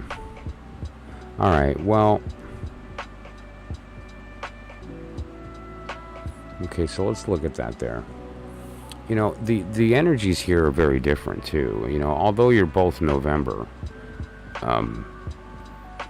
they're Scorpio and you're Sagittarius. Full disclosure, I'm also a Sagittarius, and so I have the knowledge that we're the best suit. All the signs wish that they were Sagittarius, and we just are the lucky ones that are born there. But all kidding aside, Sagittarian is a very different energy than Scorpio, right? Sagittarians are this weird kind of combination of being really comfortable in our skin, and then also at the same time being very emo about that, right? Which is unique. It's kind of like we wish we were Aries, but we're not that confident. But that said, though, Scorpions are different. Scorpions are more reserved and hidden, and their weapon is not their charm. Their weapon is their coldness. And so what you have to ask here with your friend, like, why are they ignoring you some days, is that because they're using their stinger. They feel the need for some reason to, whether it's that they're feeling weak and need to be empowered, they feel they need to extend their will on the world, and the way that you do that is different than the way that they do that. And so This is a classic Mars and Venus circumstance where you two are different people, and your behavior may seem strange to them, their behavior may seem strange to you, but it's actually normal. And it really is just a function of coping. And so what I would do is ask them. But be very careful how you go about that, because what's happening here is it's easy for you to continue to justify in a lot of different ways behavior when you need to just step back and realize the important thing. We're all human.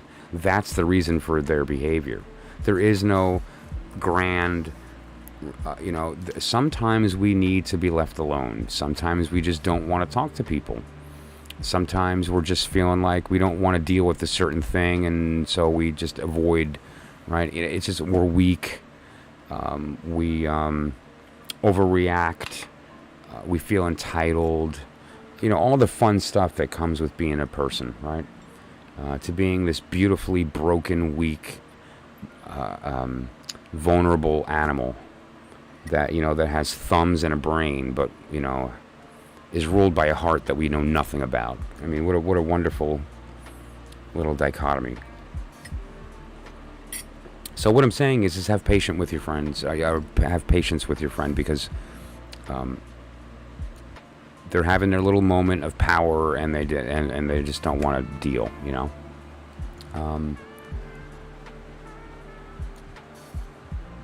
Sure, and people will find their distractions, and timing matters too.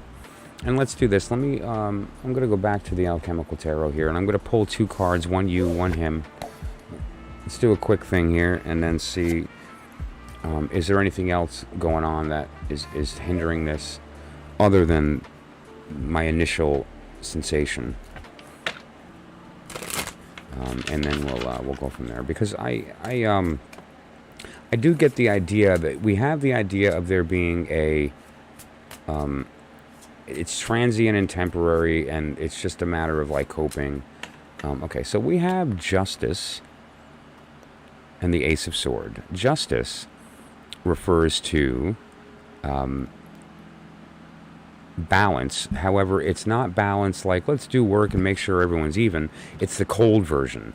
Like the universe will absolutely insist on it. So if you take from here, it's because someone else is giving. And if you give from here, it's because it got taken from somewhere else. There is no adding or subtracting. It's just everything is a balance. If I take from here, this goes up. If I take from here, this goes down. And everything occurs at the same time to maintain the system. What Justice refers to is that idea. Then we have the Ace of Swords. The Ace of Swords is about intellect. It's about mind. It's about our thoughts. It's about the worldview and the assumptions that we make. I had mentioned before about knowledge. When I get up from a chair and walk across the room, I don't question whether or not the floor will be there to meet my foot. I know it will. And so it doesn't even enter my mind. It's just part of my assumption. I put my foot down and don't even think that the floor will be there. That's knowledge. And so this is what this refers to, is that sort of worldview, the assumptions that we make.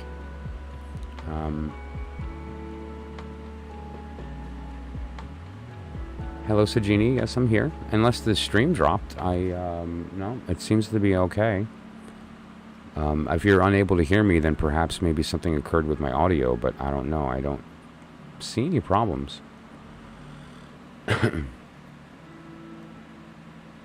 And so what we have here, and this is an interesting depiction of justice too. You may have heard the term, justice is blind, but the artist was very specific. Let me, I just realized I have the cards blocked here. Justice is not blind in this circumstance, right? Like the artist specifically drew the eyes open and this other eye as well to show that like there's no hiding from the truth.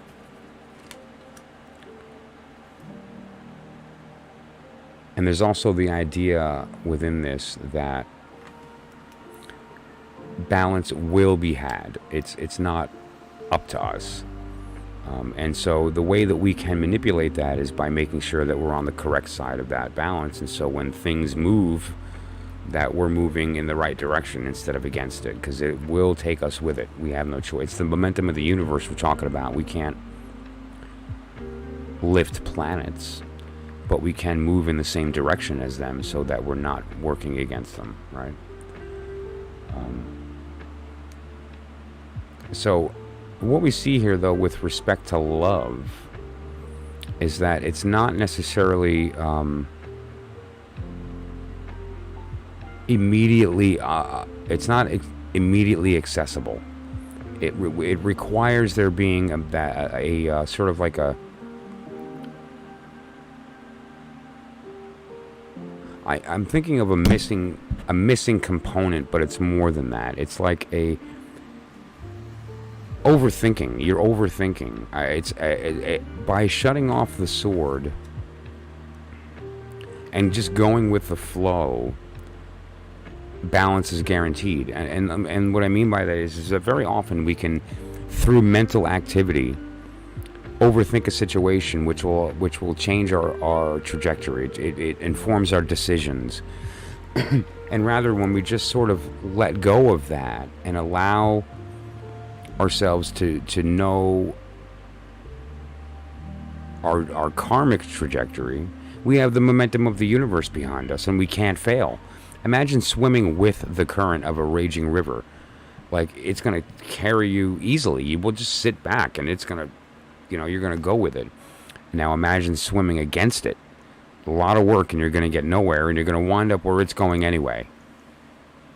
So ultimately, the goal here is to shut off the mind and allow the universe to, because it's driving anyway, let the universe drive. And rather than overthinking that, taking the step of saying, okay, well, let's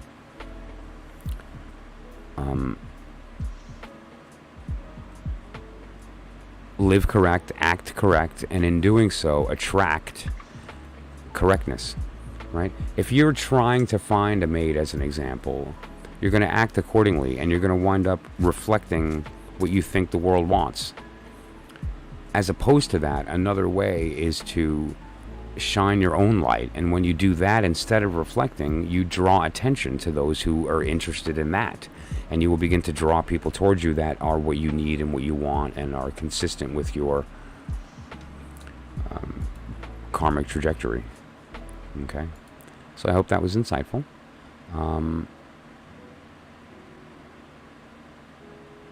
I think it's important to pose the question properly. And say, hey, listen, it seems like you're having trouble communicating and that you need some time. And I just want you to know that I care about you, and I wish that we could talk. And if you're not ready, that's okay. And when you are, don't forget me. Like, give me a call.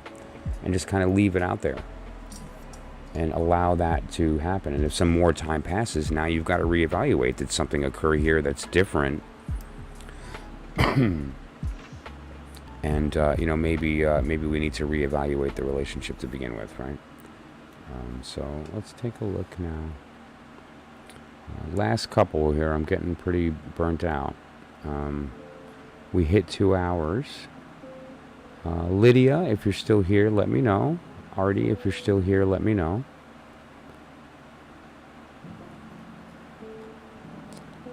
Lydia, Frank, January 5th. Okay. January 5th puts you at the 3 of Pentacle. Okay.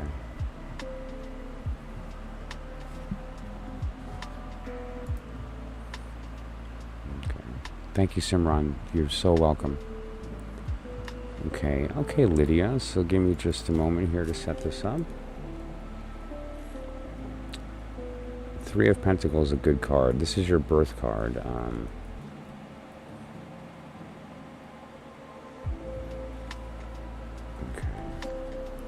And let me pop it out here.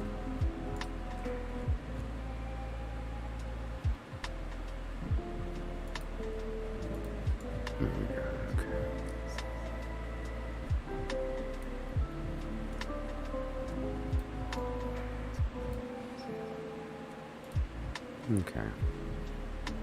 Now, keep in mind again, the Three of Pentacles is your birth card in this case. This is for Lydia. And what this refers to is the kind of like the correlation of your sun sign. It does not change throughout your life. And so this card, if anyone asks you what your sun sign is, you tell them Capricorn. And if they ask what your birth card is, you tell them the Three of Pentacles. And now another way that you can look at that, if we find a Three of Pentacles in this chart, it's in the top portion in the blue, the left-hand portion of the blue there. You'll also see that underneath that is January 1st through 9th. And then if you look further, you'll see Mars and then Capricorn. So this is Mars in Capricorn, is another way to look at this particular circumstance here, right? Okay. And so, here, give me just a moment, pardon. Okay. Alrighty. So, there's a couple of energies that the three refers to, but you know, one of the really important ideas here is that there's three people in this room, and let's talk about who these people are because it matters. The person that's standing on the bench is a master mason that did the work, that can carve beauty in stone, that makes the art, right?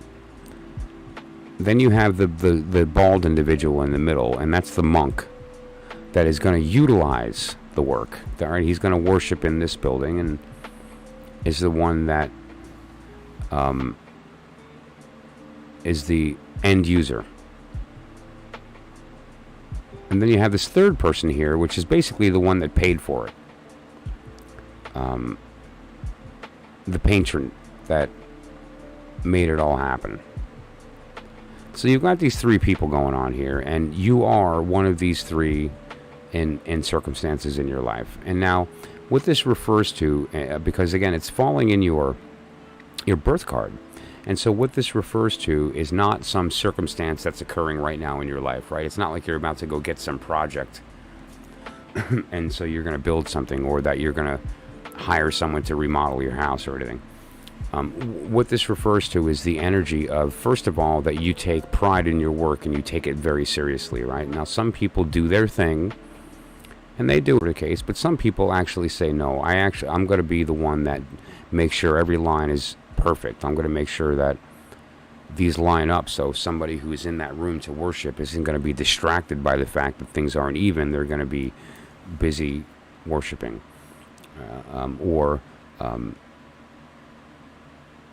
You take the role of the monk who is going to be kind of picky and make sure that everything is the way it's supposed to be, because, hey, listen, we need this to be right.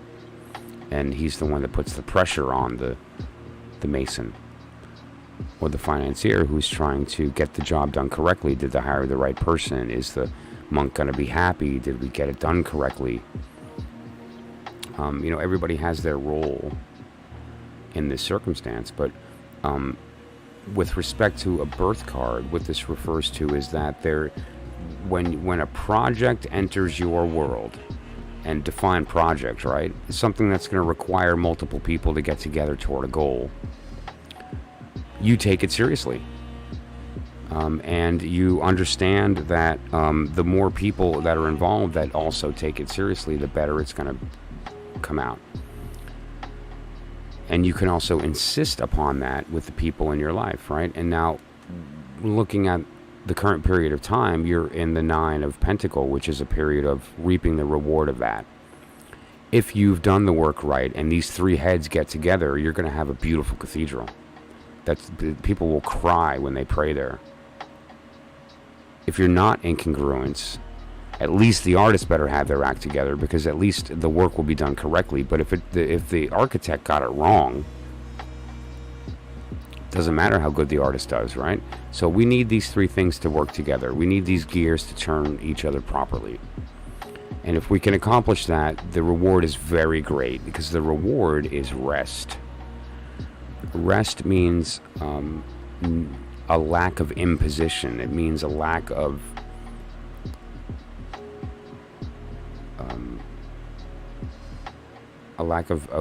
people wanting and instead you feel satisfied that the work was done properly.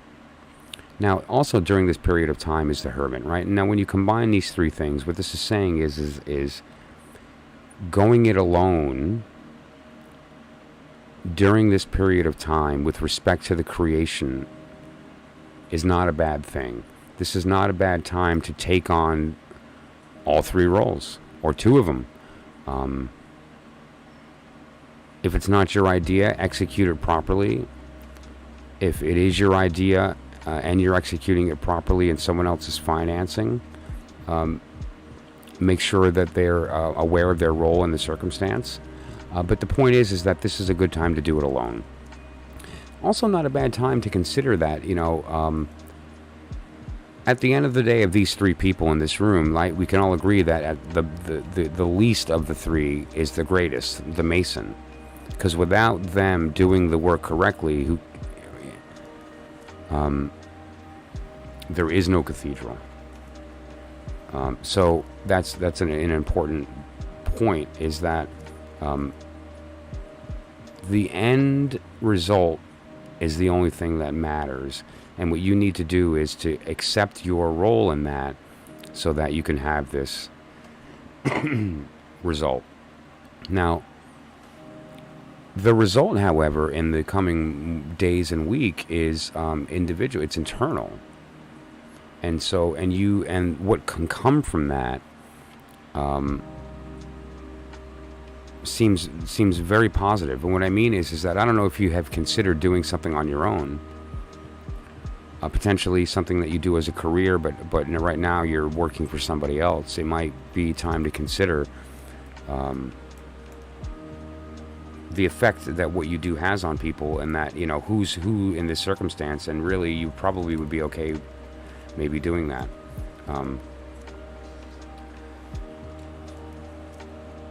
Let's take a look here. I gotta scroll back a bit here. With respect to love, this is not a period of time to expect that. This next phase is sort of a quiet one. It's a time of rest.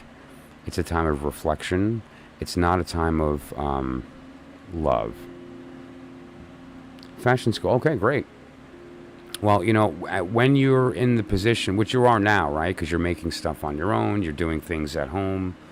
You were doing things for years before getting into fashion school, right? It's led you there, as far as design and kind of stuff like that. When you do get to the point where you're in a position to hone and show your craft, it's important that you remember the things we talked about with respect to who you are in this process and how you approach your work. But definitely with respect to love, I would say this is something you want to revisit in about 8 days. Does that mean you can't have a connection right now? No. But, as far as rekindling an old flame, now would not be the time to do that. The energy is just not really conducive. And truly, it's, I would say it's not that long either, because we were talking about that transition is going to be occurring in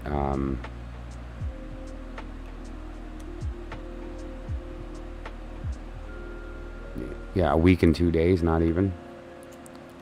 And then we're looking at a very different time. That's a time where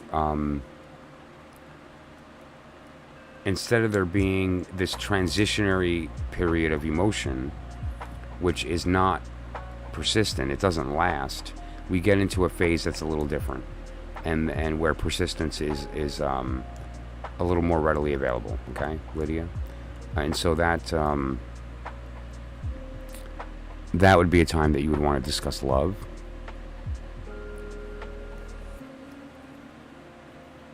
There's one thing also, the major, with respect to the Hermit here, is also referring to that. Your major is the devil, the period of time that we're in is the Hermit, and so the warning here is to avoid overindulgence, to avoid the risk of infatuation, and during this time would be that's important. And so what I would say is that, and I stream at least 5 times a week, sometimes 7. I would say pop in on one of my streams in a little while, and we can revisit that question at a more appropriate time in about a week or so. Yeah, I think that would be more appropriate. And I hope that was at least a bit insightful, and I feel like that it'll make a lot more sense in about a week when the energy's different and people react differently to you. They react differently to your approach.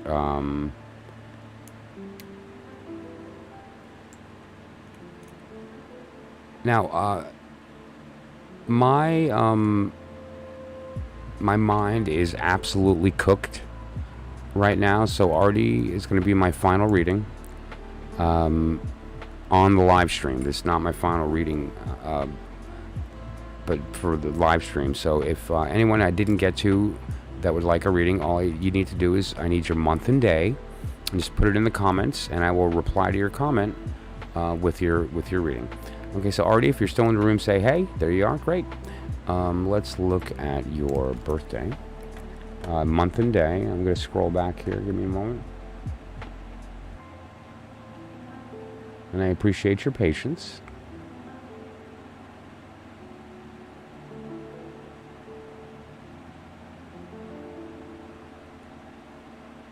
Wow, okay.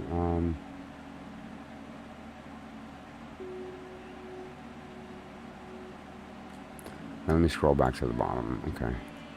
All right, Artie, if you could throw your month and day of birth in. Thank you so much. No. That's my birthday, December 16th. You're the 10 of Wand. That's your birth card. Let's just look, but you'll see it's on the top there. But yeah, that's your birthday. 10 of Wand. I am also December 16th, so that's pretty awesome. Okay. Let me pop that in. 10 of Wand. Okay.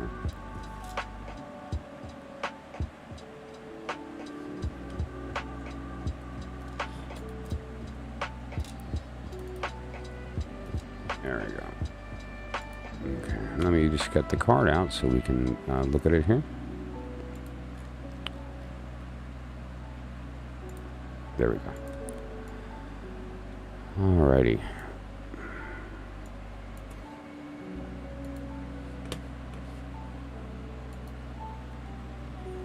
Now,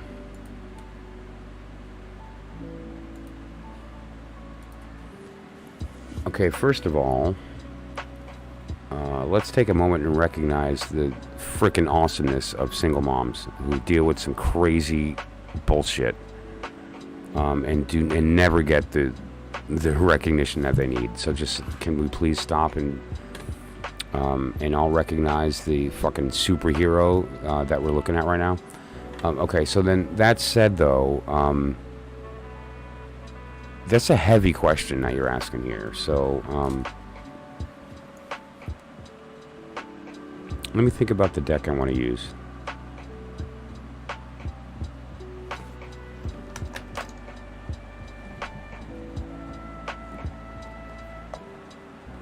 Okay. Let's do this. Get that. Okay, good. Okay, this is Lights Here Tarot. Love this. Forget about this personal message. Well, if you'd like, I'll do it tomorrow. Right now, we're going to look at your question instead. It's the last reading of the night, and I reserve the right. It's my channel. Oh, neat. That reminds me of anyone who's familiar with the TV show Castle. He's got that that staircase behind him. I don't know.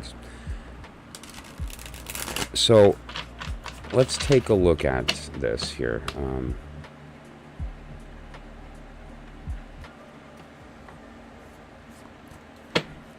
Now you asked some things here, right? Single mom, 2-year-old, thinking divorce is the right decision, right? Yeah.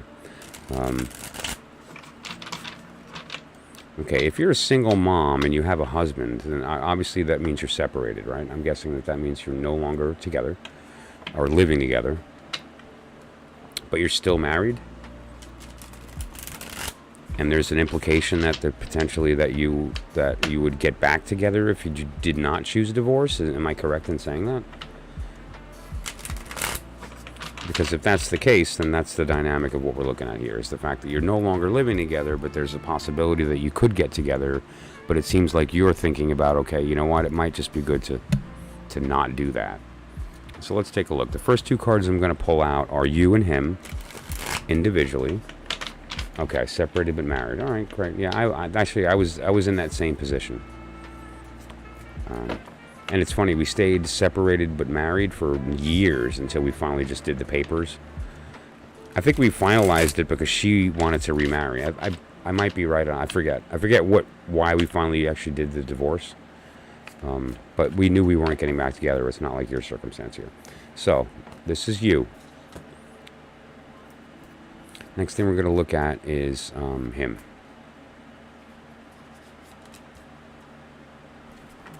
Now, what we're looking at here is how you feel and how he feels, or where you're coming from and where he's coming from. The Emperor is from a position of power. The Emperor is in a position of authority that was earned.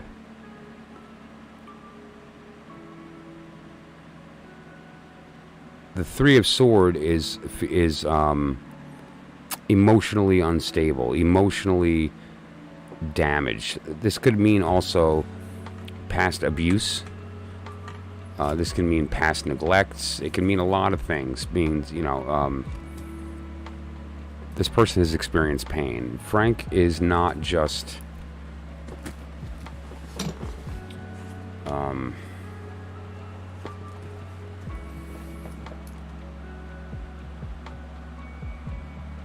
he's not just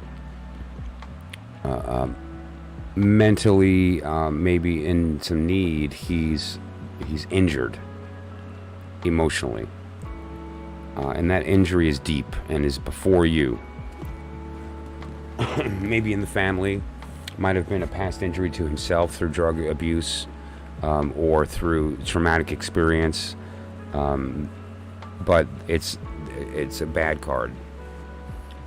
Especially with respect to love, because these people, it's difficult for people in this state to love, because oftentimes they show the world one side, but this is what's on the inside, and it's very difficult for this person to commit.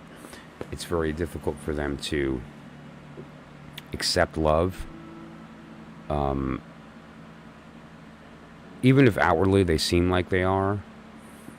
And it also can put them in a position of not really knowing the best way to express to the people that they do love. Like, imagine being in an injured state and not having, no matter how much you want to, the ability to tell your mate what you're feeling, and instead of coming out wrong and using the wrong words and having an argument instead of something that was the opposite of that. Like, you wanted to say I love you and instead you said fuck you. Like, how does that happen? That comes from some unfortunate places, and that can be very dark for them if they're stuck between what they want to express and what they're able to. And it can also, and I'm not making justifications for bad behavior, but it can lead to bad decisions that normally wouldn't be made, and so now it completely changes their whole karmic trajectory. It can permanently damage a relationship, all because they're identifying with their pain. And it's very easy for those of us on the outside to look at that and to judge it. Now, that doesn't mean that you're justifying behavior. You need to take care of yourself, and you've earned certain things, and you're entitled to certain things. And if you're not getting that, you're entitled to work on that and to want it. So that said, this is a big deal. This is the ex-husband, okay? Oh, Pooja, I'm so sorry. I'm on my last reading for the night. However, I will be back tomorrow. Or if you'd like, you can pop your month and day in the comments, and I'll answer that in the comments after the stream is over later. So let's look at this here. This is your almost soon-to-be ex, maybe. And there's a lot of work that needs to be done there. And so the first thing I would say to you is, this is complicated. You have a child with this person, and they are really damaged and need help. And some of the issues that the two of you are having are not going to be corrected unless this is corrected. But what I will say is that ask yourself this next series of questions. Do you love them? And I mean the real kind. Do you care? That matters. Because if you do, they need help. And you can't focus on, are him and I going to fall in love? It's more about, how do I heal my child's father? And in doing so, then you'll be face to face with a person that you can now say, I want them in my life. Right? You know? Good. So that's really it. And you know what? This is a hard conversation that the two of you need to have. You need to sit down and say, and not just for the baby, for him. He needs to want it and say, listen, you know, and it's hard to do this without it coming off like you're sounding superior and you don't want to put him on the defensive, but hey, listen, you know, I understand that you're suffering and it hurts me. Look what we had. Look what we lost. Look what we can have back. But it looks like both of us have to do some work, and I want to help you do that, and I want you to help me do that, and can we have that? And you can judge where he is based on how he answers these questions, and where he is if he's willing to recognize that some of the things he's dealing with are actually affecting how he treated you, how you treated him, how you guys interacted, and ultimately in a good way how you will interact in the future. That matters. And for your child, so important that he get on a path of understanding what's going on here and how to move forward from this, because it's deep. It's so much bigger than you. And it's going to become part of your child's life, because he's connected in that way. And you are in a position of power and authority in that respect. There is a level of power that you have here. And now, the next question I'm going to ask, and then I'm going to wrap the evening up. I'm going to flip a card here, which is going to ask the question of, what is the next step that you need to take? Not what you want. This isn't about what's the step I should take to get what I want. This is what is the karmic trajectory right now? That where are you moving, and where should you be, right? What's the next step that should be taken? And I think that's a great question, because if you're supposed to be together, you will be. And if you weren't, then maybe you were here to help him heal and then move on. Like we don't know. Let's not make assumptions. Wow. Okay.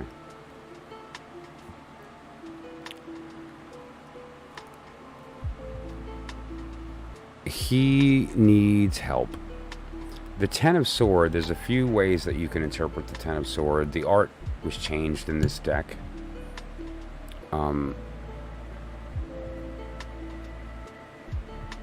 Here's how I'm going to...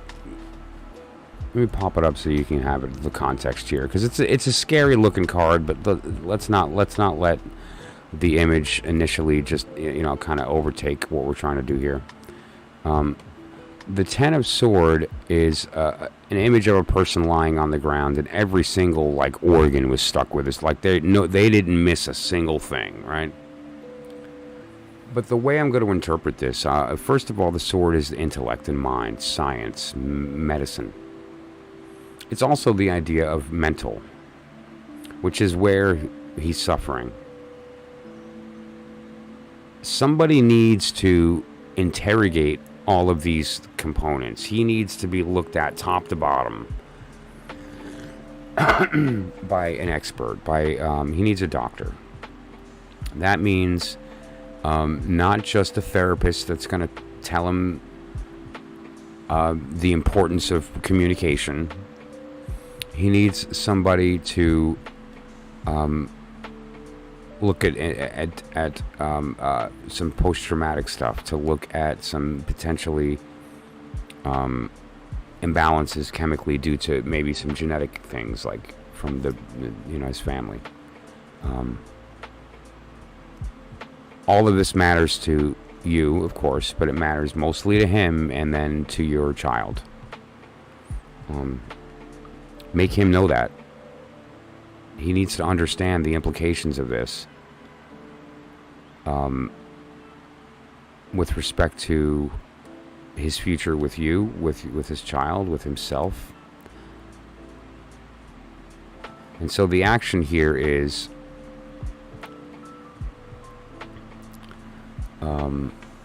don't miss a thing. Like he needs help, and it needs to be thorough. This doesn't mean you go to a therapist and say, yeah, he's depressed. Okay, well, give him this pill. That's not at all what we're talking about here. We're talking about deep science. All the mind cards, all the sword cards, all the modalities, all of the different diagnoses. Don't miss a beat here, because there's more to this than just some trauma. And I want to point out an important thing here, and I first want to say that I'm not a practicing psychiatrist or psychologist. I'm a spiritual advisor, and so I'll start there. However,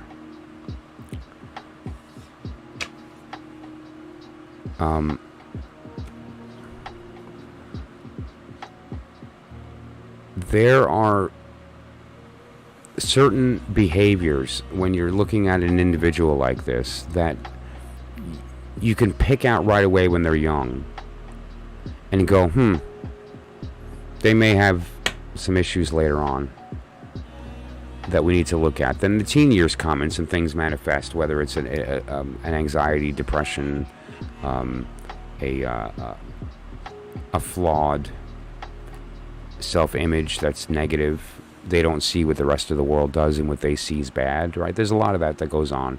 But now there are some symptoms of mental illness that are quite severe, in fact, that don't manifest until the early to mid-20s. And sometimes potentially even into the late 20s. And they're real, and they're bad.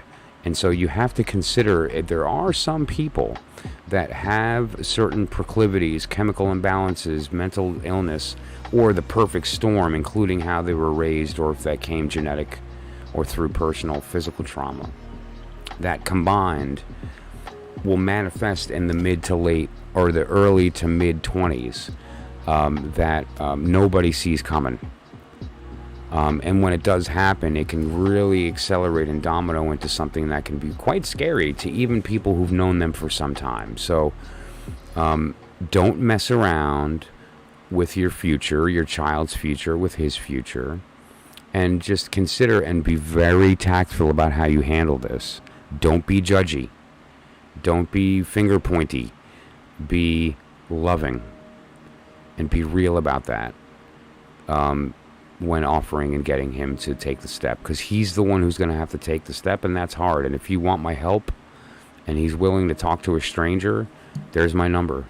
I answer my phone, and if I can, I do return my calls and texts. So, or you can shoot me an email.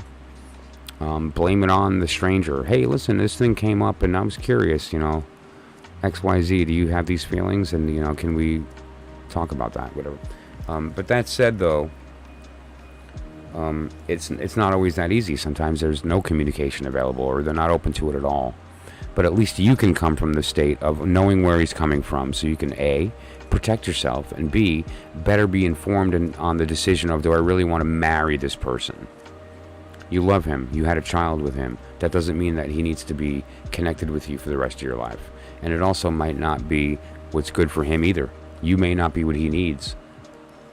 You may be the one that gets him on the path toward finding peace, but not the one that's going to persist through that, and that he's not the one for you either. So we'll see. But what I would say is that the fact that you're separated, although it might be painful, is probably a good thing, and he needs to do some work before there's anyone loving anyone here other than him learning how to love himself.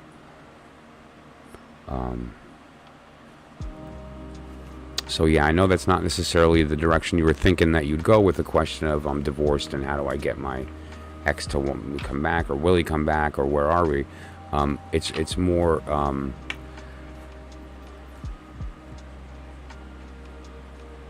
it was more focused on him and the implications of his certain circumstance to you, your child, and so forth. So